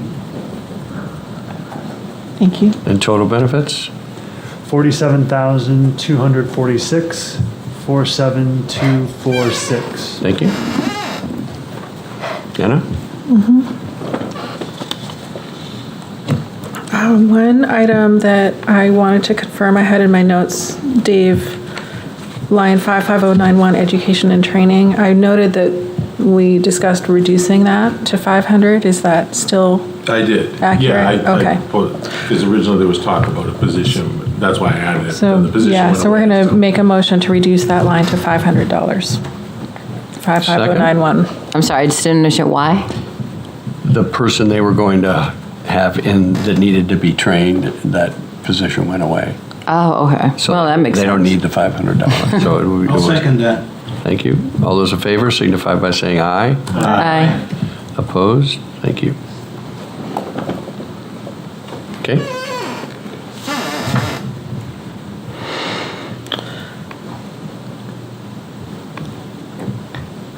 Your budget's very boring, Dave. Can you just kind of spice it up? I mean, Level funded. come on. Not a lot. It is pretty much level funded. And we'll talk about your work and Kristen's too, but I do, I'm always impressed by the grant writing your department does. I think Andrew's got a question. Yes. Just, what's the grant matching value? I mean, we always putting money into a pot because we want to match a grant. Do we know what the current number is in there? And do we still need to be putting money in if we find it there? Yeah, I mean, we find grants all the time, and we just got a CLG grant, and Kristen got a DOE grant for a couple $100,000, but both of those didn't have a matching requirement, which is kind of rare. Grants usually require some sort of town match, but we were fortunate enough to get two that didn't require grant matching. So the ones that do, I mean, we don't want to have nothing in there. We usually, you usually use, I don't know what you can say is prior, but we've been trying to use those pretty consistently, or tried to, at least in the HDC one. Yeah, I think we switched it. Very happy with all the grants we can get. I'm just wondering, like, if we've used it this year or if we can carry it over, and if we can possibly. We have not used it this year because we went after two grants that didn't, but that's not to say something won't come up, in the next few months, but that we can commit it to. Yeah, and it just, my understanding is it just rolls into the general fund if we don't spend it, so if we don't put a line item in here, then they won't have it for next year, or you can't like encumber the fund and then. You can encumber funds without having a contract associated with that, so there has to be a commitment to expend the funds. So we want to keep that in there in case we find a grant next year. Yes. This year we didn't, so it's going to go back to the budget, I'm just trying to go back. Correct. Can I interrupt for 1 second? There are so many grants available right now, and I would hate to see like Dave not have access to that because some are large. Kristen just, I don't know if you heard, she got a $200,000 grant, and so it's not, they're not always for what we need, or we may not always qualify, but it's only, what month is it? October? Sorry. So, Dave might come up with something, so I would hate to not, just because It leaves a lot of money on the table. federal money is, I would say within the next year or two, in the grants department is gonna get much smaller, so we're really trying to look and see what we can take advantage of right now. Grab what you can. Excuse me. Yes, thank you, Mr. Chair. Yeah, relative to that, I'm just trying to wrap my head around it. $2,500, and this is matching. Does that limit the size of the things that you're applying for, or are these funds the funds that are necessary to do the application process, or are these the funds that are necessary to get the actual grant? And if so, is $2,500 even close to what, in the ballpark of what you want to apply for? Do I make sense? Oh, yeah, there's a few questions in there, but let me try to answer them all. Usually it's six or seven, so. Welcome to our world, Dave. But first, yes, it absolutely limits, it doesn't limit the ability to apply for grants. So if a TAP grant comes along and I'm looking for $1.5 million, like, a couple of TAP grants we've gotten, obviously $2,500 is not going to cut it. So what do you do for those? I'll do a warrant article. I'll approach, town manager. There's see if enough it's lead time to do worthy, that. then if we do, come to the select board and ask, permission to do that. And then there's usually built-in time on those kind of federal projects, because the money comes from the feds and it usually takes a while to implement. So yes, it definitely does, but it doesn't preclude me from, moving forward with a larger one. These are more geared toward what we've used as like RPC does some, grants through some state grants. So a lot of those are in that range up to 2,500. Also, when we get to the Historic District Commission used to carry $1,000 grant matching budget. I used to carry 2,500. We actually reduced that 1,000 to $1, and then so we're actually the total 3,500. We went to 2,500, 2,501 because we carried the $1. And I'm going to potentially use any HDC grant matching for this. And CLGs are every year. They usually go after one every year. This year, I think it was a $20,000 grant, but it was under survey, so it's 100%. Usually it's not, there are other grants, so those are available. Kind of the CLG, those are low dollar. So some definitely takes away, but there are other avenues to go there. Follow on. So given that this is a good time to look for grants, is this an adequate number? I mean, clearly it's the number you're asking for, and we're under the gun to keep the numbers down, but. Yeah, anything larger than that, I'm gonna have to, I'll figure something else. I'll figure out something else. Okay, thank you. This is kind of a placeholder, those small ones, particularly RPC, they get some money and they're like, hey, we got $5,000, for, and can you match 1,000, so that, those work. So it'd be, I'd like to have it, I don't think it needs to be more. Okay. Yeah, I think with the grants, it's, like Dave said, with the bigger ones, it's a longer time frame, so you have time to kind of pull together your resources and go to the town, and these are just the smaller, local, New Hampshire-based organizations, and they'll throw something out maybe quarterly, and they're usually low dollar amounts, but you have something in the pot, but if Dave says 2,500, that's what he needs, he'll know. Judy?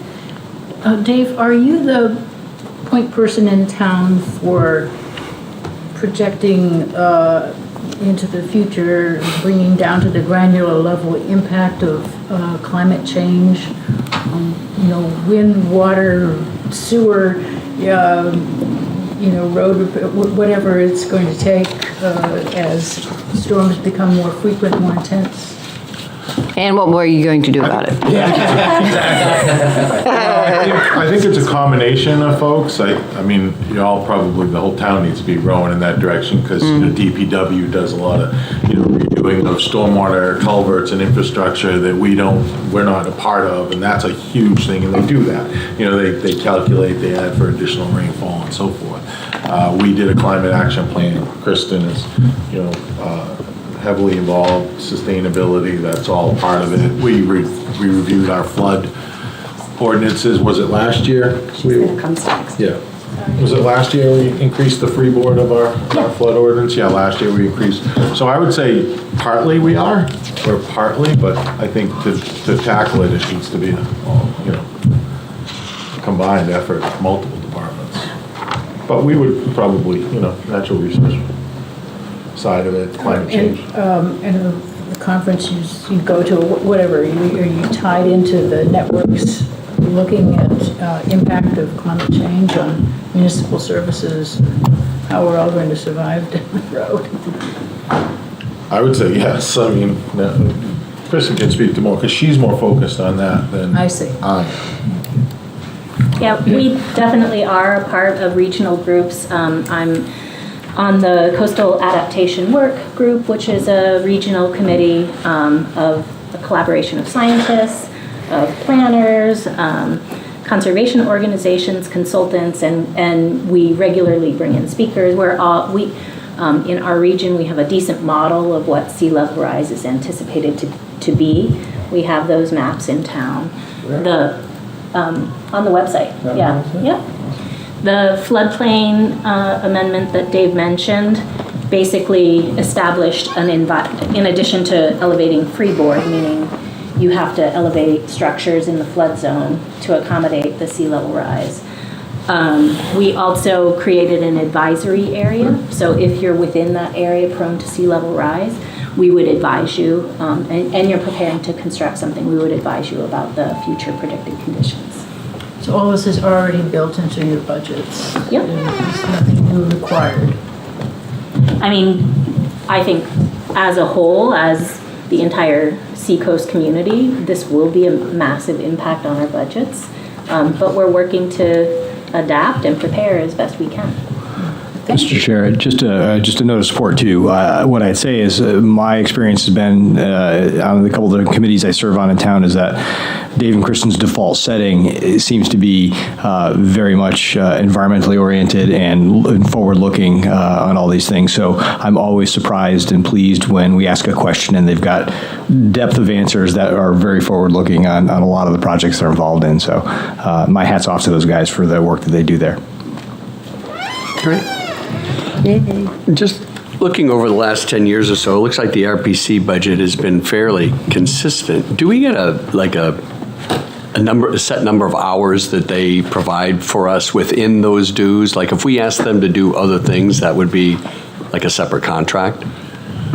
Yes and no. They do not have a set number of hours. Okay. But I ask them to do, they help me out with GIS and so forth under the dues. If it's some bigger project, then either A, they would contract with us, or B, which is more likely, they find money for a grant and they apply on Exeter's behalf and they get the money. Okay. So they've been pretty good, like this recent. Because I know they've done a lot of work, for you and data collection and things. Yeah, at least back in the day they did. They're doing the bike and pedestrian master plan right now. It's almost done. And then they we provided, I think it was 22,000 out of the 25 I negotiated with them.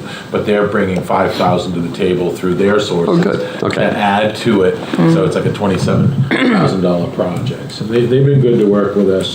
It does go up. It's based on population. The first 10,000 is like a certain amount, like $10,000 or something. Right. And it's like 50 cents per individual in town. So it does go up a little bit. Yeah, a little bit, but not much. The population, because the population, 50 cents. If if we had 100 people, it goes up $50. So okay. Mr. Chair, as a follow-up to that, I used to serve on the planning board, but I was clueless back then. But you're so well informed now, Tom. Is that a requirement, or is it a mandated thing, or it's a contracted service? Is it not? Well, the dues are optional. You can be a member. You can be a member, or you not be a member. Okay. All right, that's kind of where I was. We always propose to be a member. I personally see the value, that they help us out a lot. Just the data collection alone. And various grants and so forth. They're always got their ear to the ground and help us get the secure grants as well, so. Well, because of the title of it, it's just like, it seems, so official and governmental. I just thought, well, okay, Yeah, they have good, mandated. good folks over I there. kind of knew it wasn't. I There are wasn't some- quite as clueless as I made myself.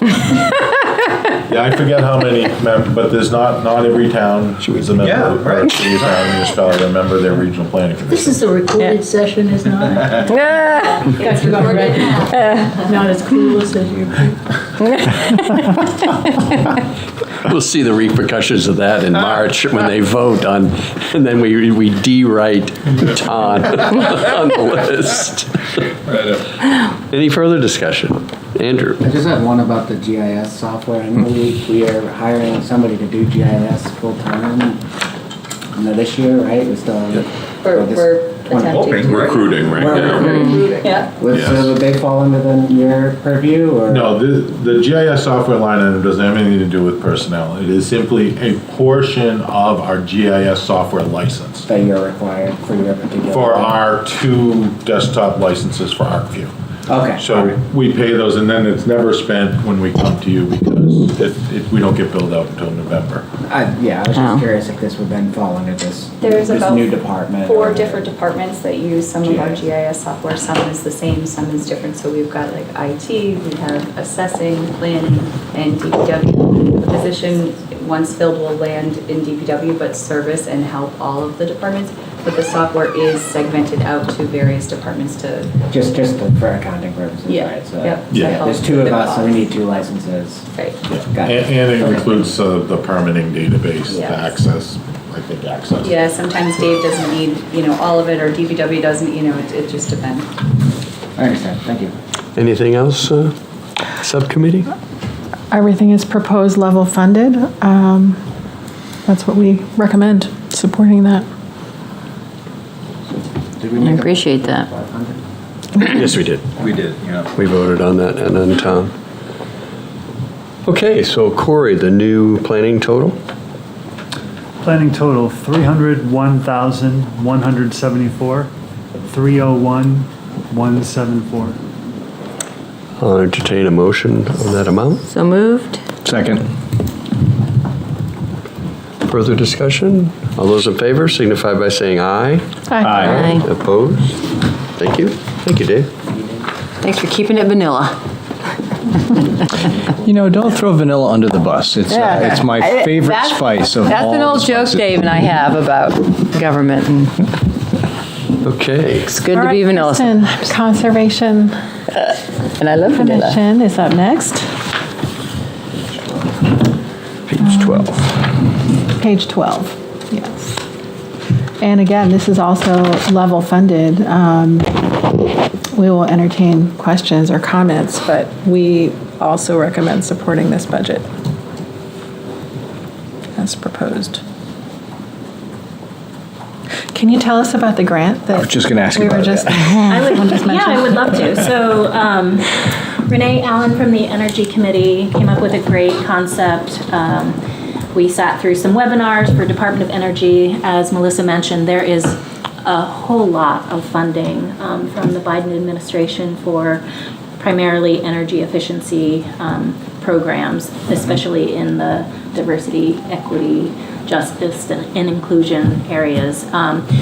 We applied for a $200,000 grant, which would, well, let me back up. Exeter has a huge, I guess I don't have my elevator speech ready yet, but I just found out last week. Exeter has a huge, I think the second largest community of manufactured housing parks. And so we applied for a $200,000 grant that would fund energy efficient upgrades in 4 of our manufactured housing parks, and we chose 4 because those are the resident-owned communities, not owned by a larger developer. And so we, through this project, will partner with the Resilient Building Institute, Resident-Owned Communities of New Hampshire, which is a financial loan organization that helps those communities out, and Unitil. And so we'll collaborate with the New Hampshire Saves program, and basically offer $2,000 to 100 residents of upgrades, but that would then qualify them for an additional $15,000 from New Hampshire Saves program. So we're really excited to roll it out. That would be $17,000 to individual homes at no cost to them. So, and then if they don't meet the low income threshold, they still would become aware of the New Hampshire Saves program and through the outreach that we're planning, and be able to apply on their own and perhaps pay out of pocket. This is really exciting because a lot of our grants, although they affect the community as a whole because they're for a certain project or something, this is actually money to help them in their own home, which they don't maybe have a ton of people advocating for them. I mean, we do as a town, but it's a really, really exciting opportunity to be able to help people with their home. So this was one of 12 awards in the country. Wow. Bravo. Oh, thank you. Yeah. Very, Yeah, look, very. we got to clap. Come on. Bring it in. So, but did you say that it was income-based? Yes. So, to get the improvements? Yeah, so the beauty of it is New Hampshire Saves already has an application process and a vetting program, so they would apply through that standard process. And then Unitil would contact us for Exeter's contribution. That's what I was going to ask next, is what's involved in administering them. It sounds like that's pretty light. I mean, really, it will be a lot of community engagement and outreach in 4 presentations, helping them with their applications, and then hopefully the other component of it, because we want this program to be able to roll out to other communities, we're doing kind of like a process paper that we also hope to present to the local energy solutions conference not this year, but next year. And it does benefit Exeter, not just by focusing on the community, but, town's biggest carbon footprint is in the private industry. It's not really municipal operations. And so whatever we can do to help lower the community carbon footprint really benefits us as well. Mr. Chair, just one other, sorry. No, go ahead. Just the only thing I wanted to just check in with Kristen on, just for general knowledge and discussion, is updates or comments on the Moose Plate opportunity with Rains Farm, and see if there's any news or updates there. Yeah, so I also applied for a Moose Plate grant, it's a state grant, and I did receive a $20,000 grant. So that will go toward repairs and improvements to Rains Barn. We're really close to the finish line with the project.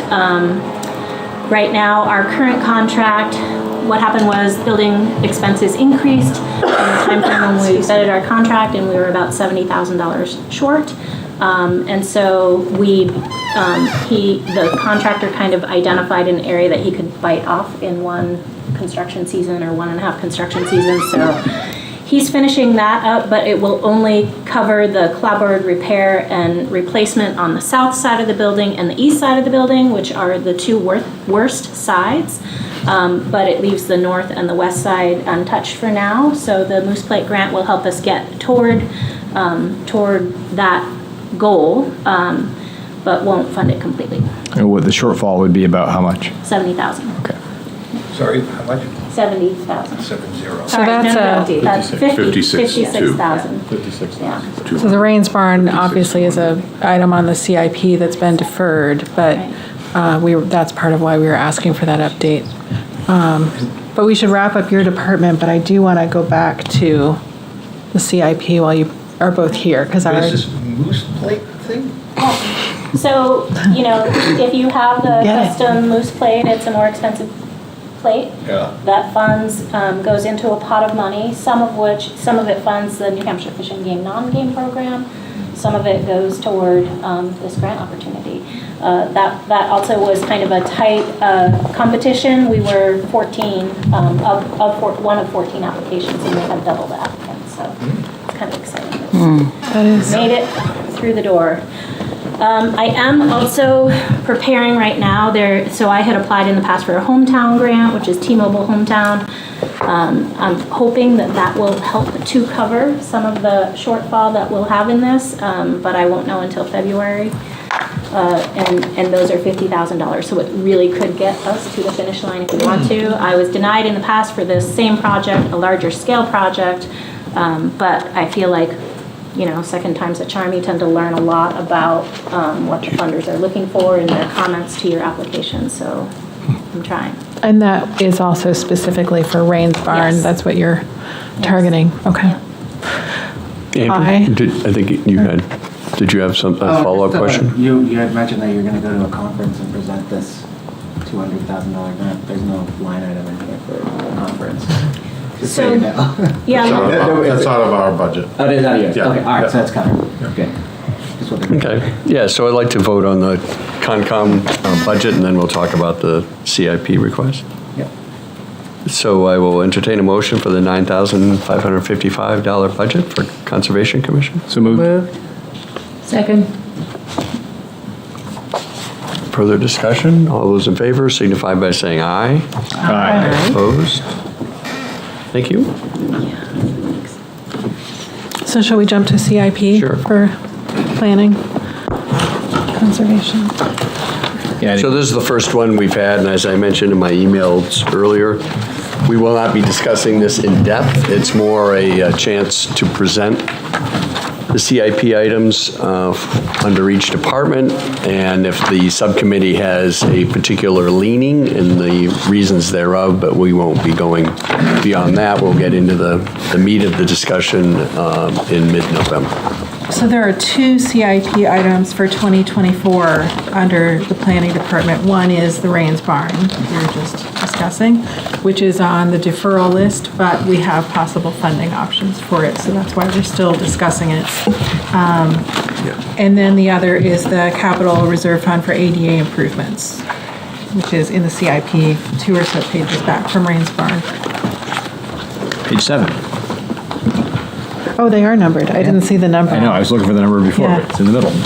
Pages 7 and 10 in the CIP. So we're already talking about Rains Barn, so let's talk about page 10. We asked in meetings with both of you, as well as with Russ and Corey on the, in the bigger picture, what does it mean to have this deferred? And I was curious about the structural integrity of the barn, how urgent these repairs are, up to, possibly 70 or so thousand, 70 to 80,000 in repairs. It sounds like if we can do a portion of it in 2024, that's great, but it's not necessarily jeopardizing the structural integrity of the building. But that said, if there's funding on the table, it'd be great to get it done. Yeah, I guess one of the questions we had that I still wasn't clear on is Moose Plate funding contingent on matching? It is not. Okay. It is not.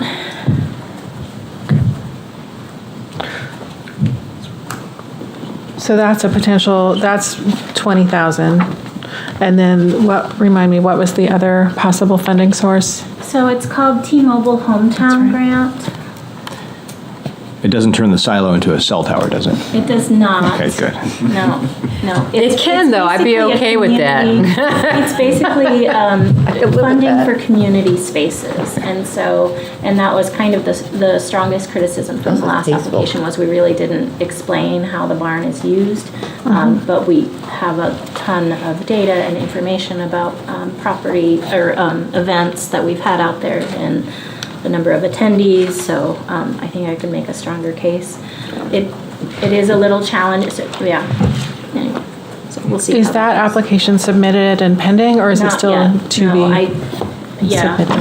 Okay. Just because I really want to see the project completed, and Moose Plate, we can hold on to that money for 2 years. We can take up to 2 years to implement the project, but because it's a really tall barn, and so having the scaffolding there is really important, and so just a $20,000 component is not enough when you include what you need to finish even the west end, the roadside end, and so it's kind of a tough project to break up.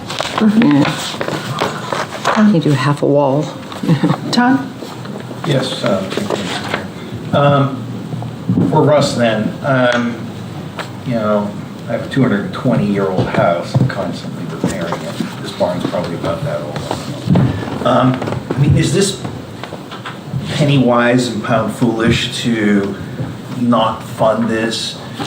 Because given the cycle of how we fund things, if we don't fund this now, we kick it a year or two down the road, and then, you know, you add 6 to 9 months to that, you know, and it costs twice as much.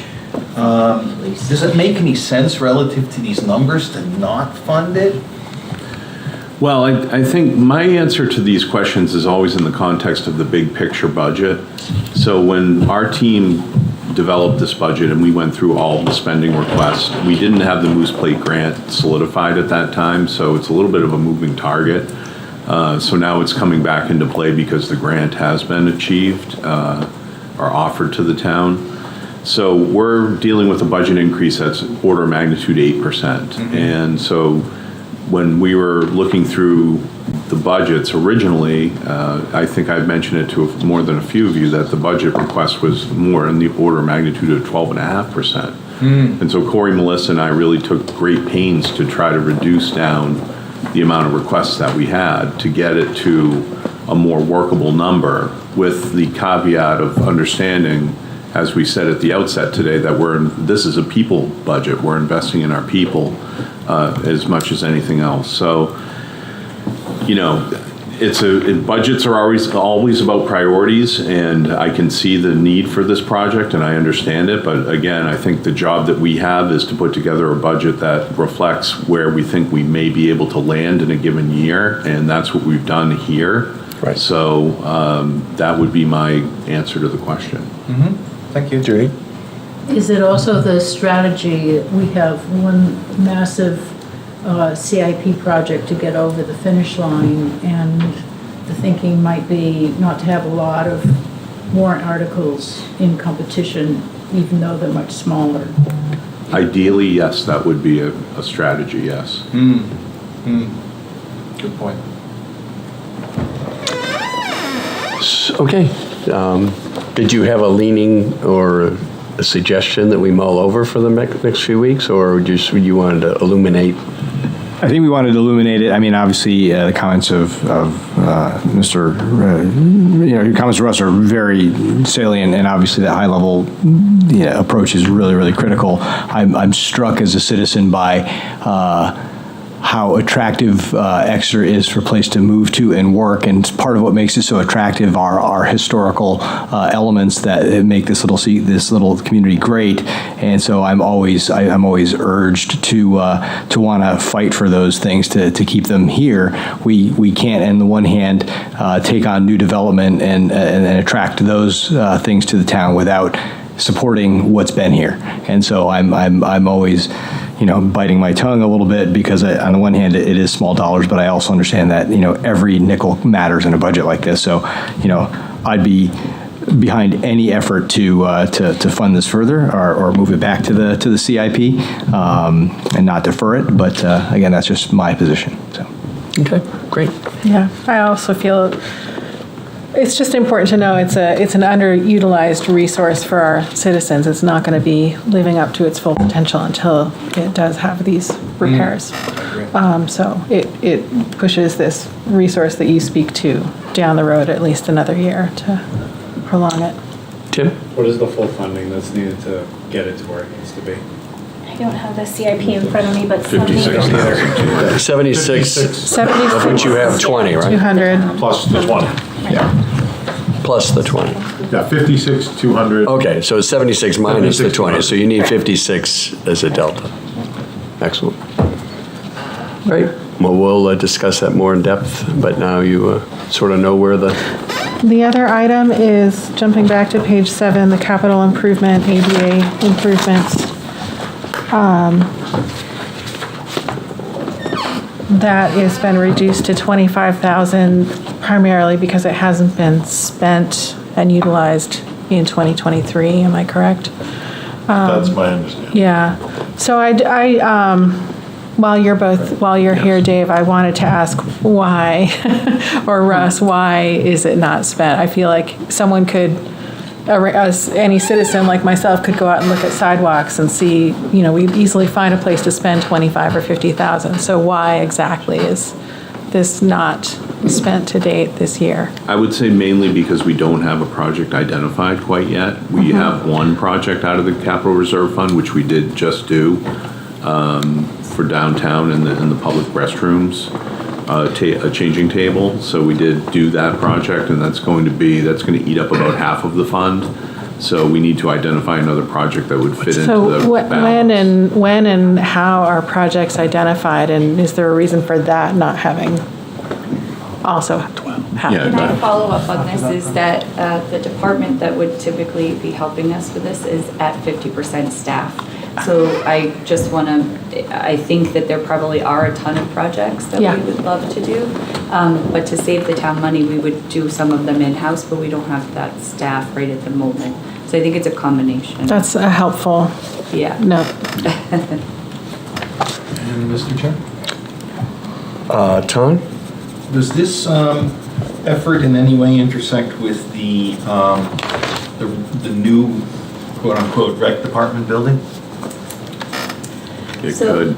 It could. Right now, the rec department has received, I think it's about $800,000 with a match, so it would be about $1 million investment into that building through a community investment grant. And that is going to be focused on getting it up to ADA compliant plus energy efficient. So we actually are quite excited, and you'll hear from Greg when you guys speak to him. But it's a lot of money that we were able to get from the state from a grant to do ADA improvements, energy improvements. Okay, so that's covered. It is. Okay. It's very exciting. I think this is more for individual projects. That project would stand like on its its own own. standalone thing. And would have ADA Yeah, yeah. stuff as part. It's sort of like the paving. Yeah. You know, Jay gets a lot of paving done with the water and sewer projects that are done around town. So it doesn't come out of the paving. So, which is good management. So I just asked Corey, so if I read so it's about 12,000 or so that's in the fund right now? What did we put in last year at the start? We asked for 50 first year. So it's going to be more than that. Yeah, first year was 50. And then the only project we've done is the, Universal changing. right, So just for your notes, it 13.5, so it's it's gonna be- recommended, it's in the CIP, it's 50. Yeah. To be added this year, but it's been recommended in the tab 1 at the back that it be 25. So what we'll be discussing in November is the 25. Yeah. Which is what the budget recommendation is. So Bob, For CIP though, What's that? that's the threshold to make it a warrant article. Good point. You could make it a line item for $24.99. Yeah. And just Well, have but it in- that's administration. We're talking about the budget part right now, and then whatever it ends up being, then we can talk about the administration. But the budget would be the first discussion. so just to redo those numbers, so we put 50 in this year. We've spent about 13, so it's more like 35 to 37,000 of left Cool. in that fund, without doing much more math. Yeah, and that's more than fine. Thank you. And the changing table has been done or has not been done? It's in process. And we think that might be about 13,500. Okay, great. I just want to underscore that it's not spent doesn't necessarily mean that it's not needed, and I think I agree. it's just important to keep that But in mind. what we've also heard is that there's not a laundry list of projects yet. The fund just started last year, but there's not a laundry list of projects yet that are. There is. Okay. There is in the transition plan that was put together by the consulting team. Great. But it's funding those projects and having enough money to do them and so forth, and then selecting, prioritizing. Got it. Okay. And in regards to the 25,000, it's a capital reserve fund, right? So it has to be on the warrant. Has to be on the warrant. So Right. even if it was 10,000, it can't It'd still go be to on the the general warrant. fund. It's a different, just so you know, it's a Right. different funding It's a mechanism. revolving fund type You're of situation. appropriating into a capital reserve fund, which requires a So warrant article. I heard you say Okay. 24,999, it's a I- different funding source, Okay, so it's a different. funding mechanism. I don't think anyone would vote for something that says 24.99. 99.99. So like making that deposit into the bank Yeah. at 9,900. Yeah, it's that chin scratcher, like, wait a Well, minute. that changes the structure. I'm going to assume there's not significant discussion on the renewable energy expense of $1 placeholder, so I'm going to entertain a motion to approve that budget. Second. Can I All get those an in favor amen? signify by saying aye. Aye. Thank you. Move on to ZBA. Bob, I'm going to apologize one more time. Sure. Our 2023 warrant article number 25 put 25,000 into the ADA fund. Okay. So we had 25, we used 13, we're at roughly. So we're at that 12. Okay. Sorry. No, not a problem. Getting my ears mixed. Yeah, because I think it was on the books for 50 and we reduced it to 25, like we're talking about this year. Yep, got it. ZBA. ZBA, yeah. Care to present? Sure. We are still on page 12, Zoning Board of Adjustment. You will see that it is largely level funded. The important note here, though, is line 1, salary and wages, was bringing the recording secretaries up to an acceptable per hour wage. We were underfunding that for a while, or we were not, just weren't doing it at a level that was recommended, and so you'll see an increase there. And then obviously commensurate I guess there's a Medicare, or just, payroll increments that go up with it. Outside of that, are there questions? Nope.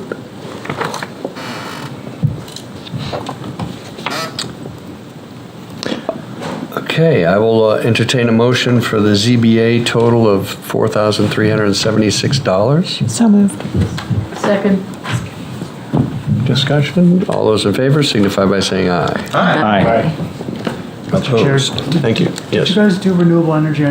Yes, $1. We approved it. Did you, Ton and I think Tim seconded? Thank you. Or was it Chris? It was a healthy debate. Chris. Yeah. It's a robust debate. Dollar well spent. Historic District Commission, page 13.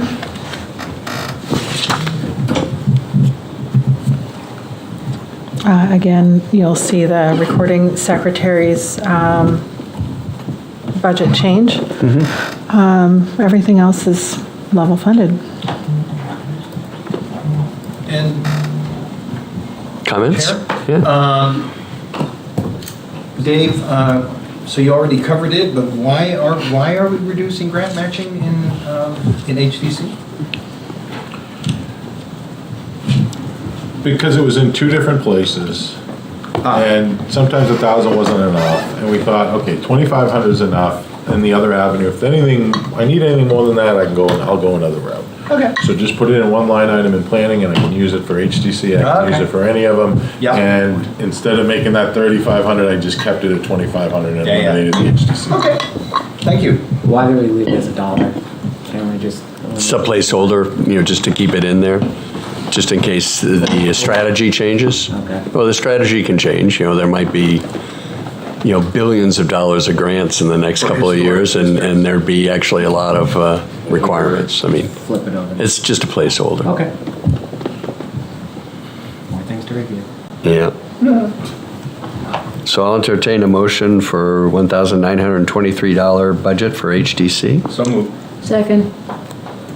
Discussion? All those in favor signify by saying aye. Aye. Opposed? Thank you. Heritage Commission. Heritage Commission, same story.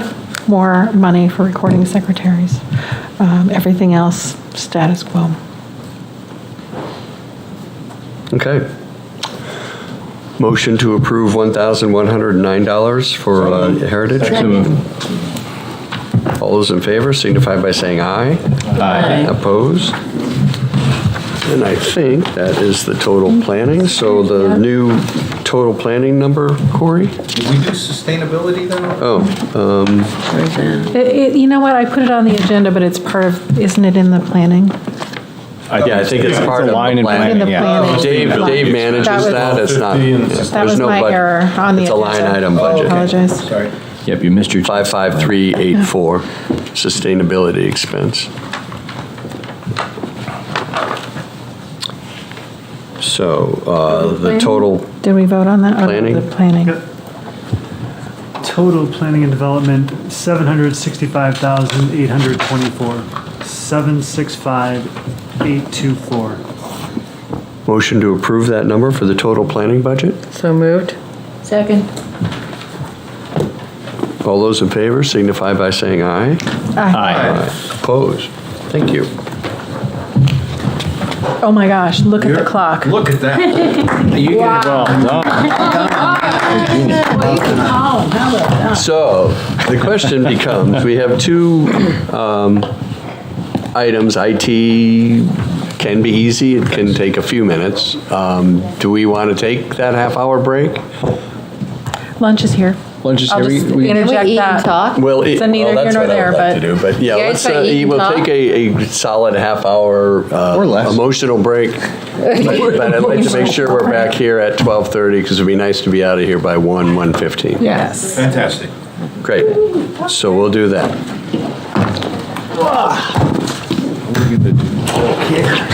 Wonderful. So, Tom, maybe you should, stating the obvious, you should introduce lunch. Lunch is here. Lunch is served. Lunch is here, stating the obvious. True. I was worried about that before we got started. What's the story on lunch? Nobody took my important sandwich discussion item. off. I know, I used to be able to pick my sandwich. What's my stomach Yeah. like That's today? right. No hangry doctors. Yeah. I agree with you on the rain garden. That makes sense. Just understand that push everything off.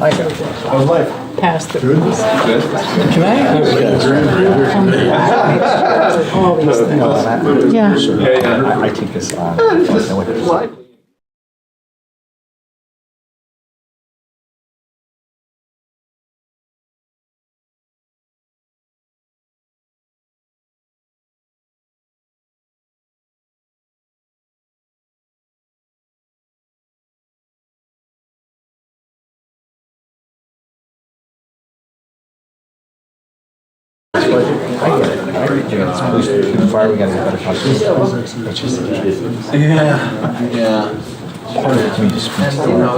If you have an idea for a program, want to host your own talk show, or submit a film, we're here to get your content on television. On Channel 22, we bring you live and replay coverage of government meetings and other town updates. A third channel, Blue Hawk Media, is operated by SAU 16 and can be found on Channel 8, with all your school sports, events, and meetings.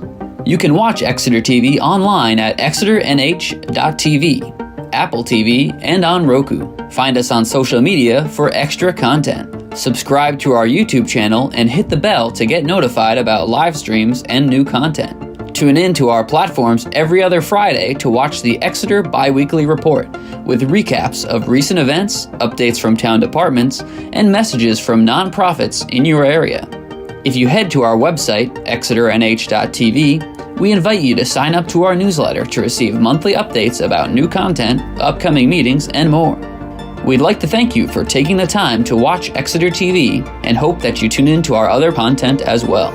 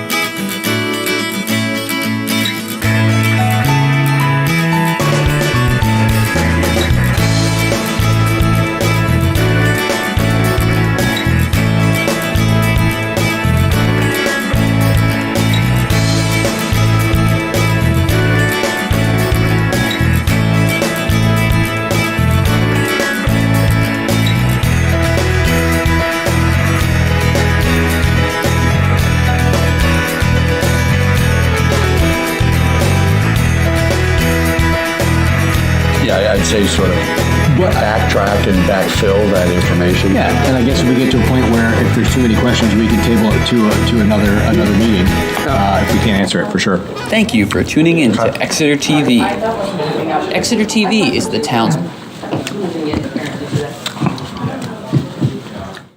Thank you for tuning in to Exeter TV.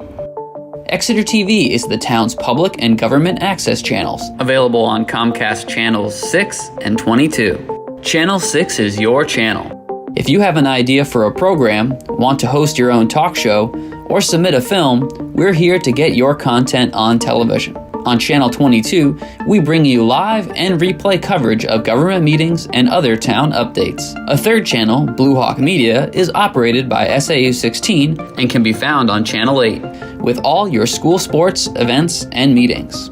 You can watch Exeter TV online at exeternh.tv, Apple TV, and on Roku. Find us on social media for extra content. Subscribe to our YouTube channel and hit the bell to get notified about live streams and new content. Tune in to our platforms every other Friday to watch the Exeter Biweekly Report with recaps of recent events, updates from town departments, and messages from nonprofits in your area.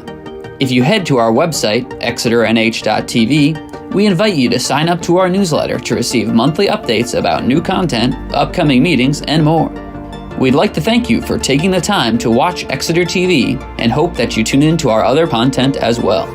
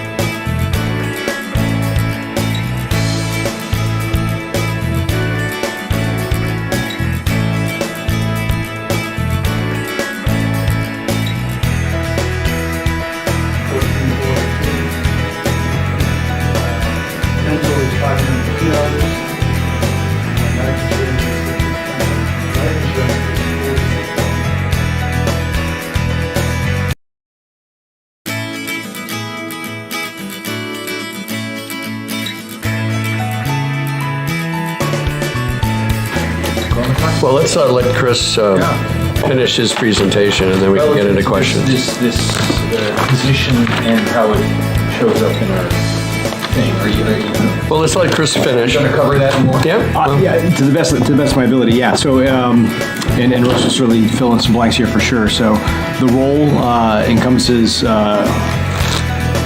all the areas of communication that, don't forget, Exeter TV, as well as a lot of our other outputs, and the sort of the separation of this from regular IT. It's as a standalone department or structure, if you will. I think there's a reasonable amount of the funding, some of the funding that comes from our licenses, Russ, from Comcast, is that right? For the activities of what Bob produces. Right, so his wage is being split here, 50% general fund, 50% cable TV fund. So what you're seeing here is the general fund allocation. So this is the tax-supported, non-franchise fee-supported part of the budget. Tom, you had a question? Are you done, Chris? Yes. Okay. Ton, sorry. So, just because I'm slow on it, I guess. The actual numbers then, if I understand it, haven't really changed. You've just created a department. Is that what happened here or not? So we took the position of IT EXTV Tech. Right. Used to fall into the IT budget, and we took that position out of the IT budget. Yeah. So now the IT department is Steve Bailey, Andy Swanson. Got it. So there are two positions there. And then this IT EXTV Tech position, we reclassified it into a media communications coordinator position. Yeah. And then split that position out, 50% general fund, 50% cable TV fund. And this was a decision that obviously the select board made at some point during the last year? Yes, this was part of the MRI classification review that they just did for us with all of the town positions. And so they took this position, created it, and Bob has gone into that position, and that is his new role with us. And since our only role here is budgetary, it's somewhat budgetary neutral then. Is that a fair statement or not? It adds some dollars to the budget. It's not neutral, but it's not a large add-on. You'll see in the IT budget that the IT budget is only up, I think, $4,000 as a result of the change. Yeah, got it. But you essentially took Bob out of the IT budget and created this new department and put him in it. Yes. So roughly speaking, it's budget neutral. Yeah, budget neutral, more or less, given with some wage adjustments that had to be made on the new position. Okay. So. Yeah. All right. So would that suffice as, not to bounce around too much, but the next item was the CATV update. Would that suffice as the CATV update? That Bob Glowacki is sort of covering both of those and being paid for? Yes. There's nothing else in the CATV that we necessarily need to know? Well, the cable TV revolving fund doesn't fall under the budget recommendations committee. It's a non-appropriated fund that the select board deals with. But essentially in that budget, one of the things that we're doing is we're creating a full-time, moving a part-time position into a full-time position and creating a full-time position under Bob in the EXTV to have better staffing resources available for government meetings. That's one of the big changes that we are wanting to make, is make it more consistent. In recent years, EXTV's experienced a lot of turnover. People come and go, and we're looking to incentivize people to stay. And of course, one of the ways to do that is to offer a position with benefits. So we've been proposing that in the cable TV budget. Great. Excellent. Any other questions on the media communications? I had a question, kind of housekeeping, but this department doesn't have line items for some pretty standard items like office supplies, travel reimbursement. Is it the norm to leave those out until there's an expenditure, or should we budget something for those, even if it's $1? So because Bob's position is split half and half, some of those are in the cable TV fund right at the moment. Since this, some of the expenditures are new this year, we're starting small to see how it goes. But he has in the cable TV fund, he has, I think, travel and a conference and a lot of those items that you may see in the other departments. Thank you. The position is also reporting to, Bob is reporting to the assistant town manager, so in the event that any of you would like to know that information, that's how we've structured it, so. And then the other items that you see on here are, again, relatively minimal in total, as Ton helped point out, relatively level across, but things like just dues in marketing and software, things like that. Again, they all appear new here because it's a new department. Are there any other questions on that? Okay, so if we could get updated total media communications numbers, including the benefits adjustments? Total media, sorry. Communication is 65,691, 65,691. Okay, I'll entertain a motion for that budget of the new media communications division. So moved. Second. Further discussion? All those in favor signify by saying aye. Aye. Opposed? It's a vote. Here's the book. IT, Yay, three. last item. This is page 3. Your last item. Maybe not the last item for today, but the last agenda Hey, item. Steve. Hey. Thank you, Steve. Shall we start with benefits again? Sure. So IT health insurance is now $10,706, 10706. Dental insurance is $2,558, 2558. Life insurance, 184. Long-term disability, 920. And total benefits? 56,675, 56,675. Thank you. Okay, so I will move down these items. Steve, please jump in if you have input. Okay. Computer software, we've removed server licensing, so that's why the decrease appears on line 55048 for computer software.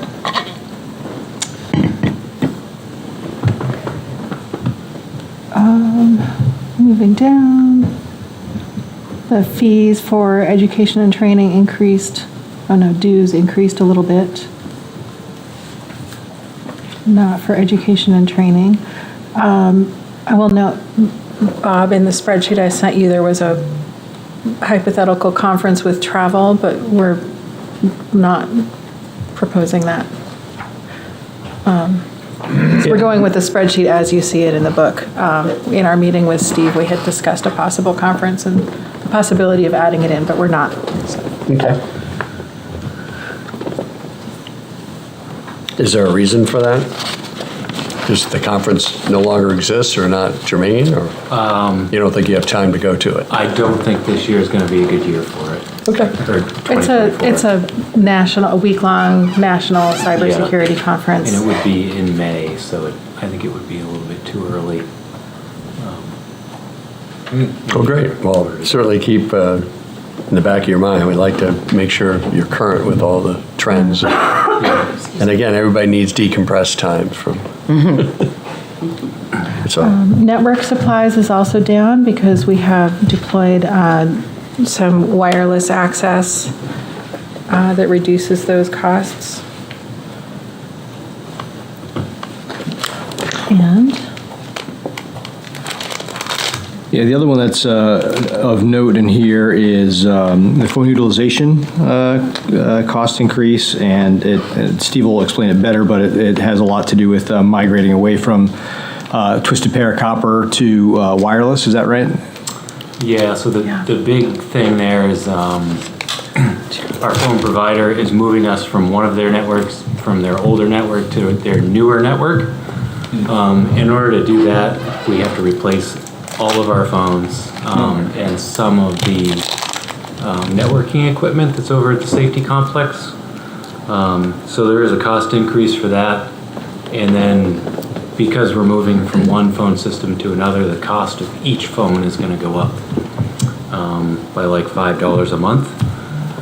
And the unknown cost about this is the cost of our copper lines. So those would include like old fax lines that still come into a copier machine or a fax machine, a phone line that's in an elevator. If there's like an alarm system that still uses the old copper lines, those have actually increased between 2022 and 2023 between $18 a month, and now they're up to $100 a month. Wow. And they're going to keep increasing. So right now I have them in the budget as $100 a month, and hopefully over next year I can get rid of the ones that we don't need and move them to their new service as a different way to deliver that phone line. So rather as a copper pair, it'll come over the internet like all of our phones do now, and then it'll be converted back to the old twisted pair fax machine elevator line. So that's the reason for the gigantic increase is what I would call it. Email archiving, the prices have also gone up. Software agreement, we are continuing to move to Office 365 licensing, and that's a 5-year transition, spreading those licenses out over 5 years. So when does that 5 years end? We're midway. So this year was the first year. Oh, this is the first year. 3, 4, 5, 6, 7. 2027 should be the last year that line will increase. And then it will usually level goes out. up by 1,200 to, I think this year, 1,700 is what it went up. So depending on the amount of computers we replace is how much it'll go up. Yeah. So probably on average, $1,200 to $1,300 a year. Ton? Just to back up to the phones, I assume this is all the phones for the town, correct? Right? Correct. But it's all the landlines, quote unquote, for the town? Yes. Does not include cell phones for town employees, or does? It does not include any of the cell phones. But all the landlines? All of the landlines. Righto. Okay. And you're changing to some kind of, VoIP thing or something like that? Currently we're on a VoIP system, but it was originally Bayring, and then First Light bought them. Yeah. So First Light has their standard network, and they're trying to move everyone off of the old Bayring network. That's basically what it is. Bayring was great. Yeah.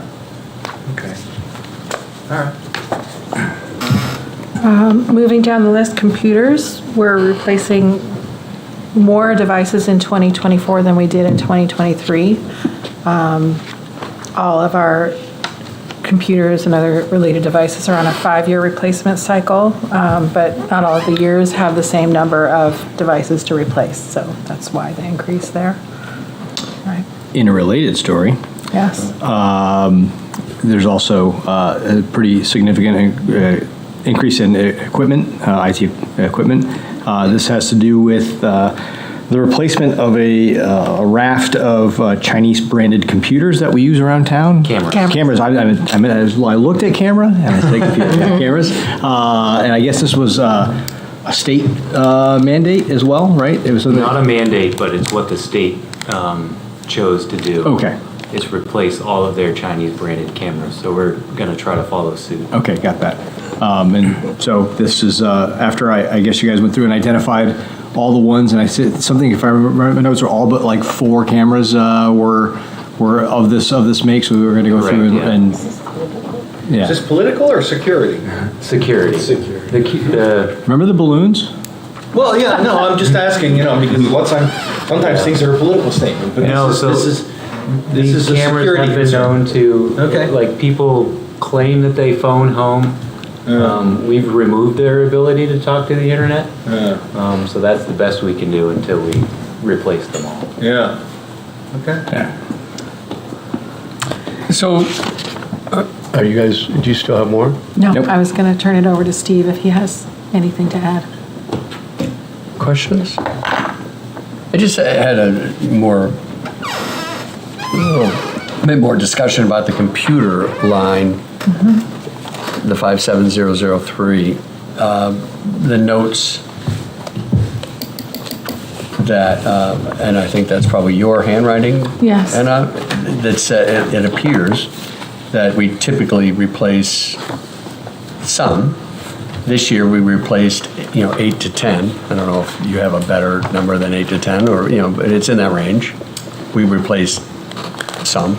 I think I bought 6 desktops and 4 laptops this year. And so 10. we're looking to replace 22 in 2024.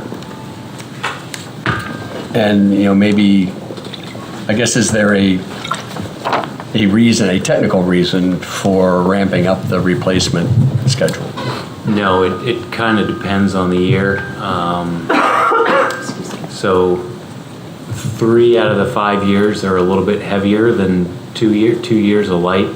So I'm not necessarily doing 20% per year, but I'm doing it as the device is 5 years old. So if it's 5 years old, I'll plan to replace it that year. Is that because technology changes so quickly, or the prices are better, or is it just a 5-year replacement cycle? It's just a straight 5-year replacement cycle. There's no, I'm not favoring 1 year. It's just basically how it was done in the past. Andy might have gotten a better deal 1 year and replaced 20 in 2019, and then and I know we did a lot in 2021, so that'll be another heavy year. So for you who have been on the committee for a while, we've had this vehicle replacement analysis that's been on the books for a while. And it's pretty accurate. It gives the point system in the back of the CIP book. And it's a great a spreadsheet for us to at least get into whether these vehicles need to be replaced. Sometimes even despite the fact that they might need to be replaced, we just can't find the budget room to do it. Given the fact that this is a fairly substantial number, I just throw it out there. Is this possible, in view of our other discussions today and that will continue over the next month, a more of a people-oriented budget? Is this, if there's no significant reasons to be replacing, for instance, and not to pick on any one item, but it's a select board devices, which presumably are these here. I mean, I don't think they get a lot of heavy lifting. Maybe I'm wrong. Right now, I believe there's only one select board that actually uses a laptop owned by the town. Right. And everybody uses their personal devices. Right. And when I come to meetings, if I bring a laptop, I bring my own. I don't, Yeah, and for 91A requests, it could be a thing where a select board device, personal device, is taken away. I'm not sure what the situation with the wastewater on-call laptops. Is that like second and third shift wastewater operators who need to log in information or something? Yeah, so they have 2 techs on call all the time, and they bring home a laptop in order to respond to wastewater alarms. They're monitoring the SCADA system. Right. And they're, But they use town-issued laptops. They don't use their own and then transfer the data when they get back to their desktop or something like that. Correct. Chinese made, actually. That's our Right. I mean, but you I know we need to stay current with technology, and we've had this before, but this is a big number. And, if we're talking about, the Rains Farm and some of these other things that we're stretching out, so perhaps this is one of those items. I hear you. will say that because Windows 11 came out, Windows 10 is going to be end of life soon enough, and these devices that I'm replacing are Windows 10 devices. And if we don't replace them next year, we'll have to replace them the year after. So it's just going to add up if we don't do it. Really big number. A year over year. Or maybe to ask the question, oh, sorry, Ann. Oh, I was just going to say I concur, because when I started Budget Committee, those first 2 years were years that we had huge computer and equipment purchases, partly because it had been pushed off for years and they all needed to be I'm not saying upgraded at push it once. all off, I'm just, Yeah. wondering if we want to possibly met it out over 2 years instead of one, but. Or to a point, like, Just throw it out there. Is there a way to implement some smoothing in this, right? So maybe if you said you've got 3 years are heavier, 2 years are lighter, is there a way to do just a bit of device analysis to realize among those? Yeah, so 20%, I mean, these devices don't even equal up to 20% of Okay. ours. So Yeah. we're actually light. So we have Oh, this is the light year, okay. We have more than, we have about 130, not Okay. including the PD. Almost one for every employee? Yes. Some people have 2, yeah.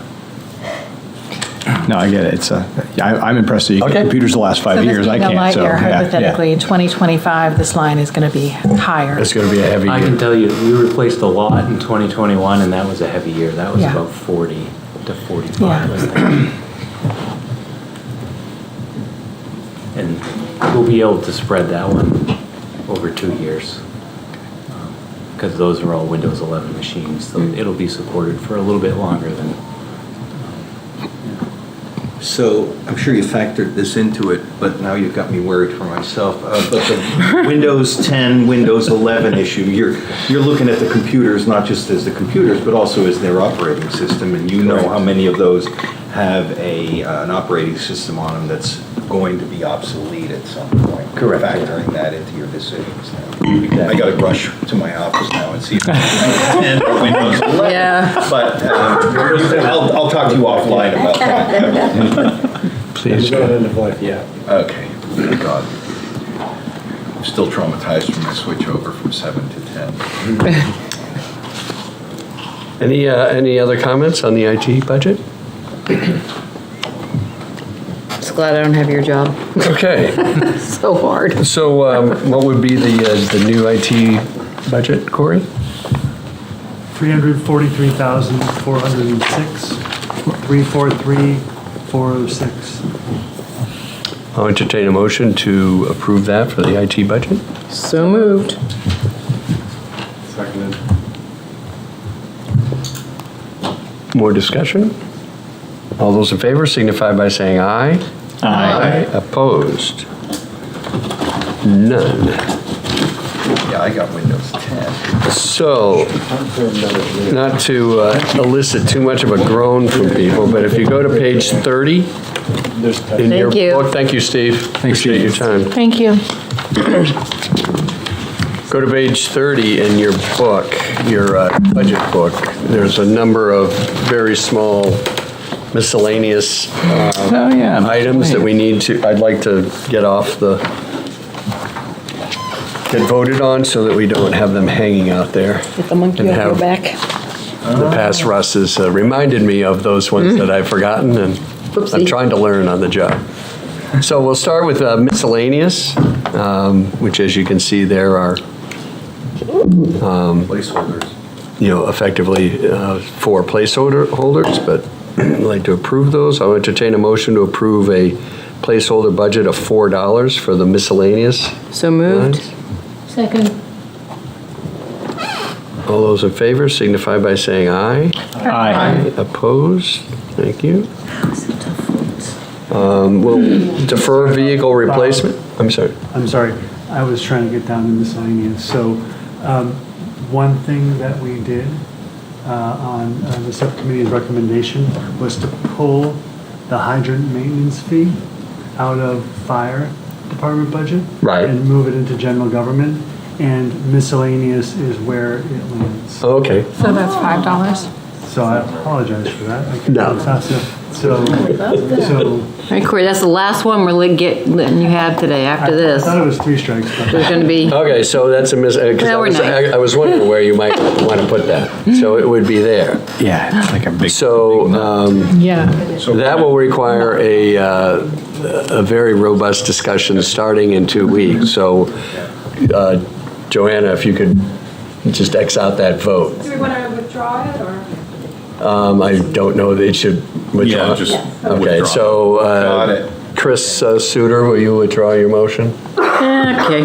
I withdraw. Judy, you will second that withdrawal? I'll withdraw. All those in favor of withdrawing the vote on the miscellaneous line item signify by saying aye. Aye. That was Opposed? exciting. Thank you. So, excellent. So fire, In 2 weeks, we will have a discussion about where the hydrant maintenance fee going here and how much. Okay. Exactly. So you're just. Yes. excellent. Great, thank you for Tune in. bringing that up, Yes. Lori. What a drama in this meeting today. Do we need to do the items on page 31? That was thrilling. I need a moment. Cemeteries and capital outlay. In 2 weeks, it'll be more thrilling, I can assure you. So vehicle replacement, we will talk later on that because that involves leases and stuff. So we'll be talking, voting on that.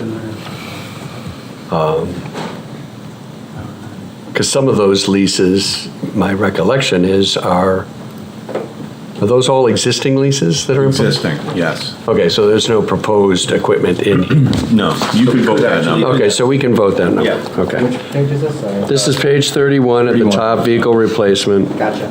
I will entertain a motion to approve existing lease outlay of $248,495 So moved, Second. and I will not withdraw. under duress. Huh? That's All those in right. favor signify by saying aye. Aye. Aye, opposed, thank you. Cemeteries is a placeholder. I'll entertain a motion to approve $1 placeholder on cemeteries. So moved. Second. All those in favor signify by saying aye. Aye. Opposed, thank you. Leases, if I may.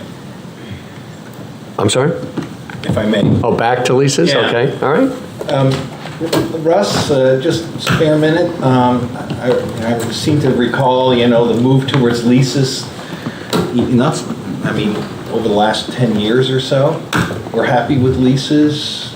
Other towns do leases. I always buy my vehicles. Well, it's a way for us, we do leasing just because we have a mixed stock of vehicles and equipment, obviously, and we have several large pieces of equipment that are in excess of $150,000, $200,000, fire engine $600,000. So in order to fund our vehicle replacement program, we really have to use lease purchase as a method to try to keep up. So basically, that's why we do it. Understood. But do we do that across the board for the vast majority of our vehicles now? I think we don't have too many active leases right now. We have some proposed lease purchases that are in the queue right now. We have the existing lease purchase list is engine 4 and 5 replacement, the fire SCBA replacements because they were $350,000 plus or minus. We lease purchased those. We did sidewalk tractor 57 replacement as a lease purchase. And then we have a special lease on a patrol motorcycle. So the motorcycle we see around town is actually on a lease. Again, we sort of look at the amount of cost of the vehicle or piece of equipment, and then we make a determination from there as to whether or not it makes sense to put it in as a lease purchase. And we try to keep that schedule smooth so the impact from year over year doesn't spike. So we keep it pretty consistent. So if I may just add a little bit there, Russ? Yeah. Yeah. So this is a financing mechanism, not a lease like you'd go out and lease a car, right? So we are when we're done with our 5-year lease or whatever it is, we own that vehicle. We don't owe any more. We don't have to buy it. It's just a way to finance. And so right now and up till recently, the rates have been super favorable on doing these. So it's made a lot of sense. Rates are starting to creep up. We'll see what 2024 looks like, but yeah. That's a great point. Yeah, when you're guy buying a car, you're leasing it, you don't own it at the end of Right. it. We own it. We do a lease for the town, we own it at the end. We do. Yeah, that's a good point. The bank doesn't need a fire truck.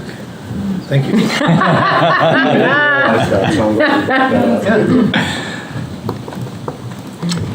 And do you anticipate any other additions to capital outlay beyond what is in there right now? No, We can vote on that, right? that's correct. Before you do that, do you want to talk about, you said at one point maybe putting that chipper in this thing. Are we moving that to the tree line when we get to DPW? I don't know if you want to. Yeah, I guess there was a question of where that would go, right? Yeah, I mean, the select board. I mean, you think the miscellaneous would be a nice little dumping ground for that, or? Well, it's just capital outlay. We're talking about capital outlay now, right?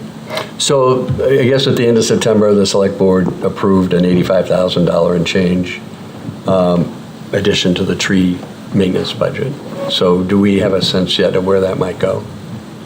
We've got it up in the. Do you have it in a line item? In the highway budget, under tree maintenance is where we. So you're just going to bump up the tree maintenance budget? Yeah. A lot, by that amount? And I don't know that we'd find the bank too favorable about $80,000 or whatever it's going to be purchased. They like it when we come to them with multiple hundreds of thousands. Not that they wouldn't do it for us, but it might just end up being a purchase out one time anyway, and not a finance.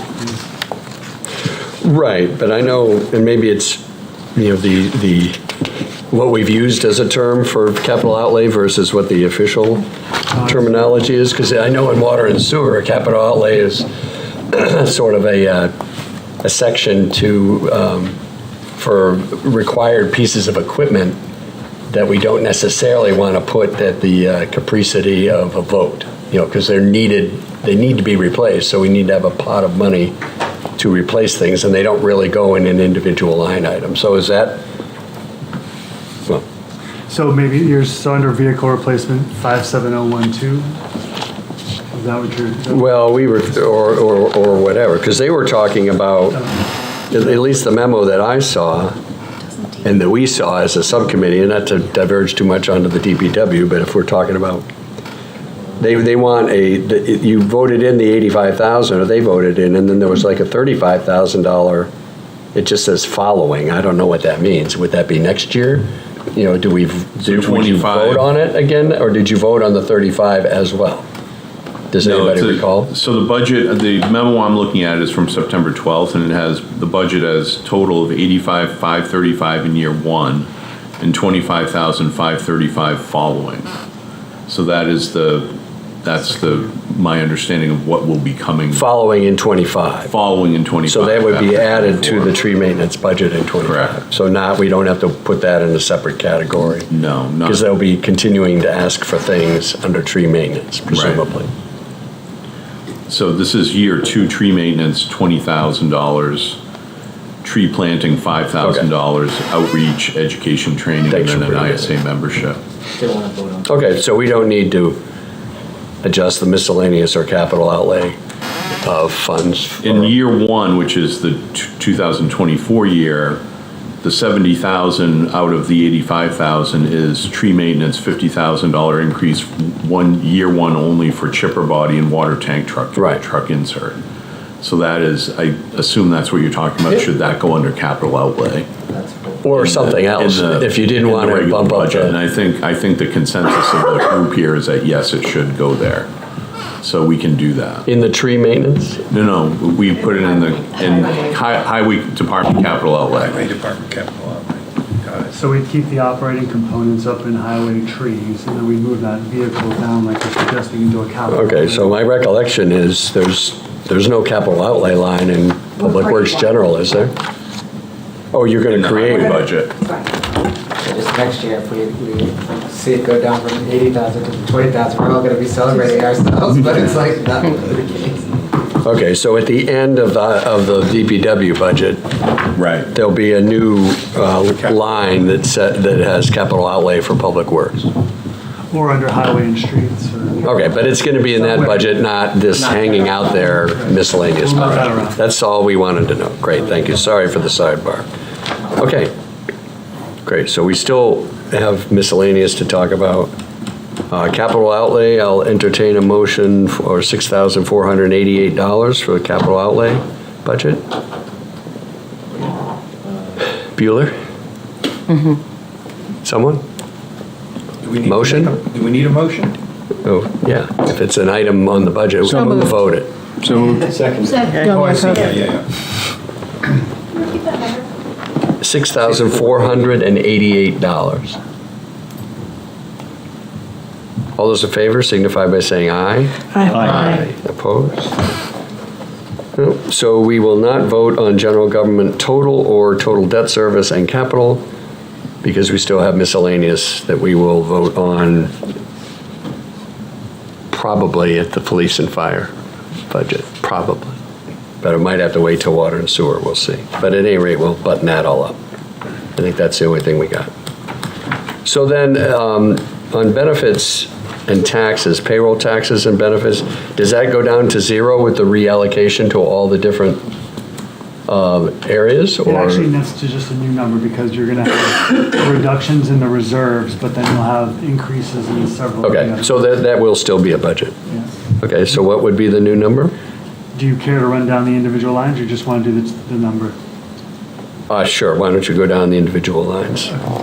So just quickly, the health reserve goes to zero, dental goes to zero, life insurance goes to zero, LTD insurance reserve goes to zero. Insurance buyout is 182,435, 182,435. FICA is 11,311, 11311. Medicare is 2,645, 2645. And then there are no changes to the remaining. Okay. And employee wellness would be the same? Yes. Okay. So then the new budget would be 202,615, 202,615. And I'm a little slow on this. Why is this happening? So the health and the benefits numbers that we adjusted above in each of the departments is coming out of these reserves here because now we know what the annual increase was. Oh, so we had an accounted reserve? Yeah, we had it as a reserve and now we just sprinkle it into the budgets once we know the numbers, once we know the increase. And then insurance buyout, I don't know, that must. So this is a new trick. We didn't do this before. No, this is what we do. Oh, we've been We doing have this. been doing it, yeah. Oh, okay. We just happened to hit the number exactly this year. We budgeted a 10% reserve and got a 10% increase. Oh, I see. I get it. Okay. First time that's happened. 1%, yeah. Or negative. So I will entertain a payroll taxes and benefits budget motion and second for $202,650. So moved. Second. Further discussion? All those in favor signify by saying aye. Aye. Opposed? Unemployment compensation, any changes? Yep, several of the ones down will hit and they have changes. So Okay. unemployment compensation, 2,341, 2,341. Motion to accept? So moved. Second. All those in favor signify by saying aye. Aye. Opposed? Thank you. Workers' comp? $246,089, 246,089. Motion to accept? So moved. Second. All those in favor signify by saying aye. Aye. Opposed?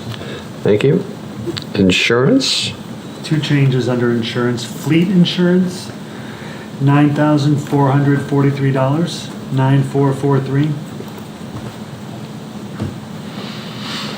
And then the last one, liability insurance, is $70,408, 70408.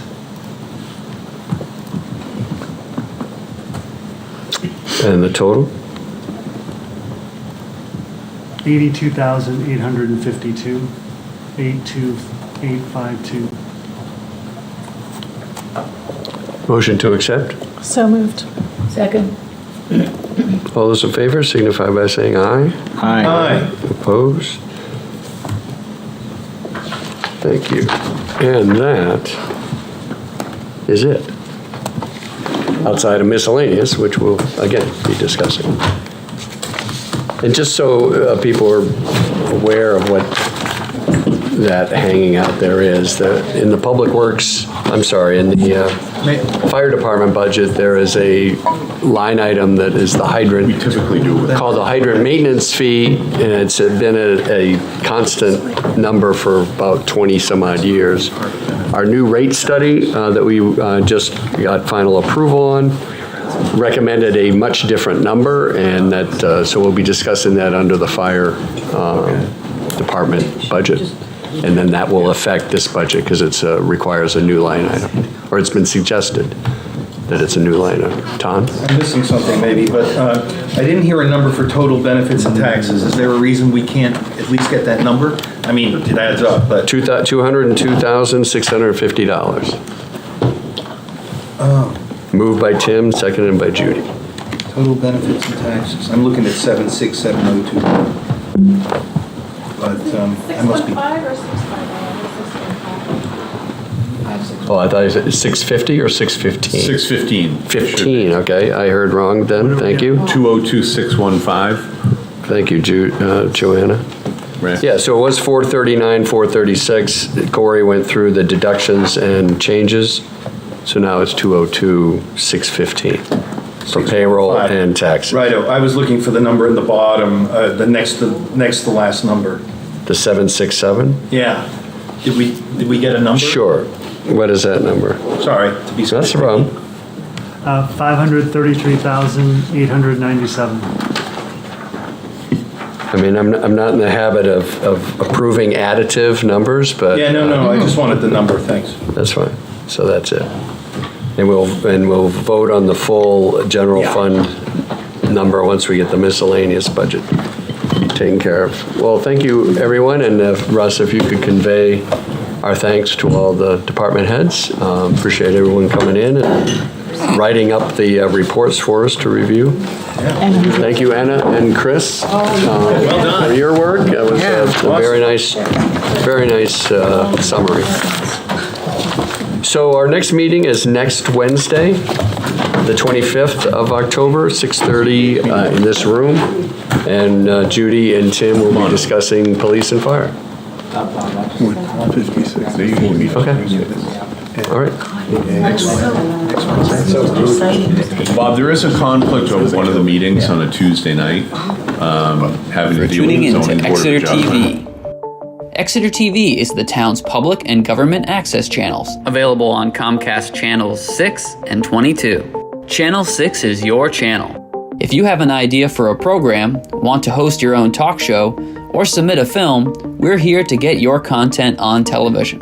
On Channel 22, we bring you live and replay coverage of government meetings and other town updates. A third channel, Blue Hawk Media, is operated by SAU 16 and can be found on Channel 8, with all your school sports, events, and meetings. You can watch Exeter TV online at exeternh.tv, Apple TV, and on Roku. Find us on social media for extra content. Subscribe to our YouTube channel and hit the bell to get notified about live streams and new content. Tune in to our platforms every other Friday to watch the Exeter Biweekly Report with recaps of recent events, updates from town departments, and messages from nonprofits in your area. If you head to our website, exeternh.tv, we invite you to sign up to our newsletter to receive monthly updates about new content, upcoming meetings, and more. We'd like to thank you for taking the time to watch Exeter TV and hope that you tune in to our other content as well.